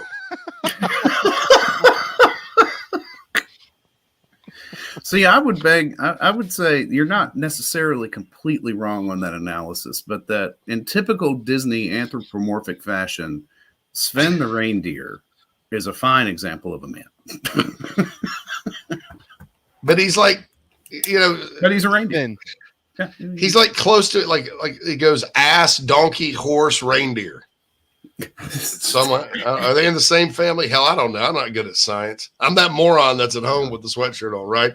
Somebody said it looked like I was wearing a parachute. Ah! Anyway, I hope that didn't come across as sexist, but sometimes, I get my feelings hurt. Things like that. Anyway, VJ asked, where's Donovan Westmoreland fit at? I think he's going to push for playing time. Absolutely. Kind of halfway. A little surprised he didn't push for more. I think Debo Williams held him off a little bit last year. I think he's going to be pretty good. Daddy-O says never too much pass rush. Agree right there. Everybody loves Sex Panther from Anchorman. So, yeah, and then you mentioned the offensive line. Now, I think there's a lot of questions there from the standpoint of who all is going to play where and who makes a move. Like okay, so I'm pretty sure Jalen Nichols is starting at left tackle, right? I think your guards are going to be some kind of combination with Ja'Kai Moore, Vershawn Lee, Tyshawn Wanamaker, Trey Jones, depending on if one of those guys slides over to center. Now, Gargiulo from Yale, I think it's going to be the starting center. I think that's why they got him. He's 305 pounds. In the Ivy League, you can't stay. They can't. It's like the bar at the end of the night on a Saturday in Spartanburg, unless you're a private club.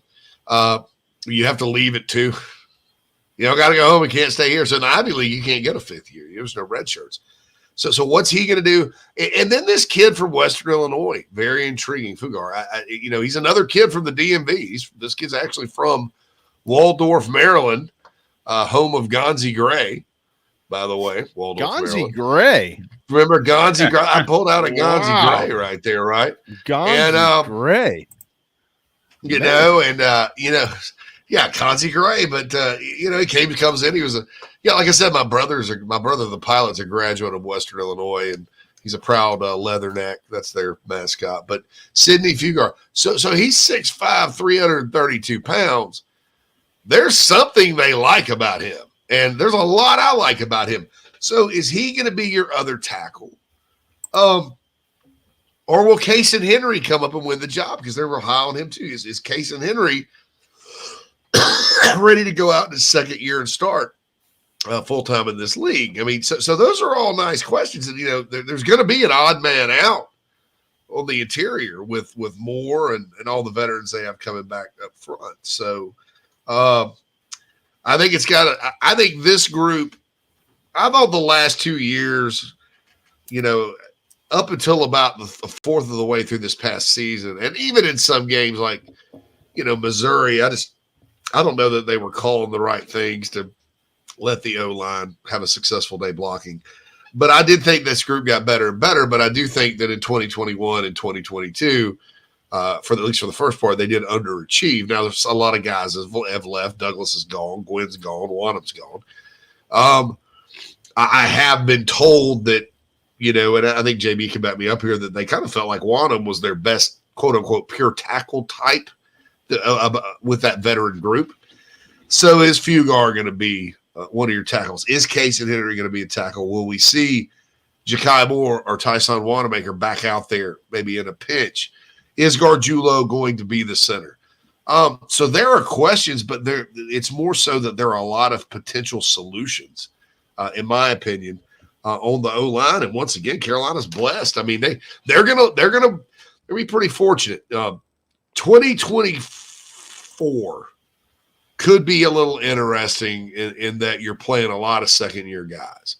But for the life of me, I didn't really I guess it didn't dawn on me with all these guys coming back that, hey, they're not really going to have to rely on piecing it together up front yet again this year on offense. And then, by the time 2024 gets there, you're going to have a plethora. You remember El Guapo? A plethora in Three Amigos. What a great movie. A plethora of young, big-time talented guys.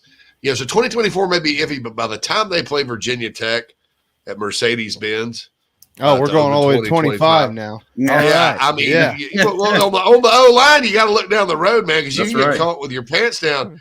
You can have a Gurminder Thin type of situation. How many walk-ons ended up starting on the O-line? First year Spur was there at the end of the day. Thomas Coleman, I know. Yeah. Seth, somebody was on the interior.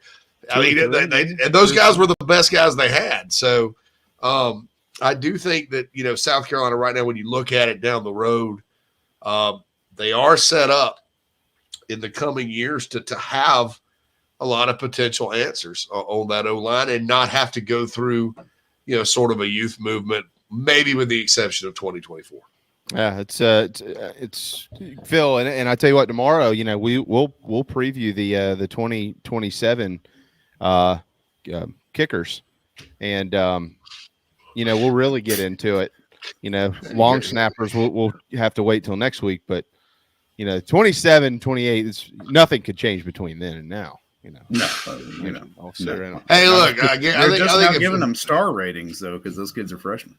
That's ridiculous. That's star ratings. Well, star ratings is eighth graders. But what's funny is, like, in baseball, like, you're getting 26 and 27 commitments right now. Yeah.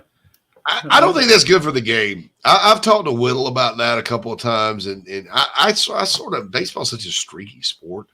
Baseball. I mean, a guy that's ripping the cover off the ball when he's a freshman in high school, maybe he's the natural. Maybe he's not. I mean, so much can happen with pitchers and arms and Tommy John. I mean, I don't know. You tell me. No, they're few and far between. I can tell you the guys like Reese Havens, Drew Meyer, both committed to Carolina before their freshman year, and it worked out. Justin Smoke committed as a freshman, kind of worked out. Best hitter in the history of the program. So Landon Powell committed early too. He was a sophomore, I think. Yeah, but there's a lot of guys. There's also a lot of guys that commit that early that you have, to this day, you have no idea who they were because they got drafted so high and they're gone. So it works out sometimes it doesn't. Speaking of baseball, by the way, I do want to squeeze this in before the end of the show. 14-0 is the vote in the SEC. A 10-run rule will now be in play in SEC play after the 7th inning. So if you're up by 10 runs and it's after the 7th inning, they'll call it a day. Can't say that I absolutely love it. Can say I understand it because of pitching. And you're seeing it more and more these days, what coaches are doing, where they go, we're down by 10, like, why waste an arm? So they'll bring in a center fielder to throw an inning, which is the dumbest thing in the world. I hate it. I really wish they'd go back to the old days where it's like, okay, well, this guy needs work. Let's put him in the game and get some work. But they've just decided to end the game. So that's kind of what it was. A 14-0 vote. Everybody in the league voted for it, so clearly they're in favor of it. Nobody pulled me, and I understand that. Well, if you think about it, JB, hell, 7 innings in Major League Baseball is basically a complete game these days. I mean, you don't see very many pitchers throwing complete games. Yeah, I mean, look, 10-run rule, it is what it is. I doubt it'll be in play in postseason. It can be in play in the non-conference. You just have to, if you're beating a team 20-0, you can walk over to the other coach and say, do you want to end it now? Some of them are going to say, yep. And then some of them are going to say, absolutely not. If we get beat 100-0, that's on us, but keep playing. So you never know. And I'll throw this quick one in as well. The SEC has announced $721 million to be distributed amongst the 14 institutions from the 21-22. By the way, that's down $56 million from the year before. Why is that? I don't have that answer. I do know it will be going up with the new broadcast agreement. Yeah, that is down 51.5 a piece. So I don't know what that would be all about. I don't know. Maybe they're coming off pandemic stuff. Johnson, my neighbor would build an Olaf snowman in his yard next snow. I don't know, man. How much snow do y'all have on the ground right now? Not a lot. It's been warm. It finally, it melted. I was like, hey, maybe it's going to melt, and it did. So I was right. That means that's my butt coming up. There's going to be a lot sitting there. One of my neighbors claims he invented paintball or laser tag. My other one's name's Bob. Bob's a good old Chicagoan beef sandwich. I invented laser tag. I invented paintball. And Post-its. Hell, something like that. I don't know. Come on. Oh, well done, boys. Thank God tomorrow's Friday. Hope everybody has a wonderful day. We'll see you tomorrow at 11 on Inside the Gamecock.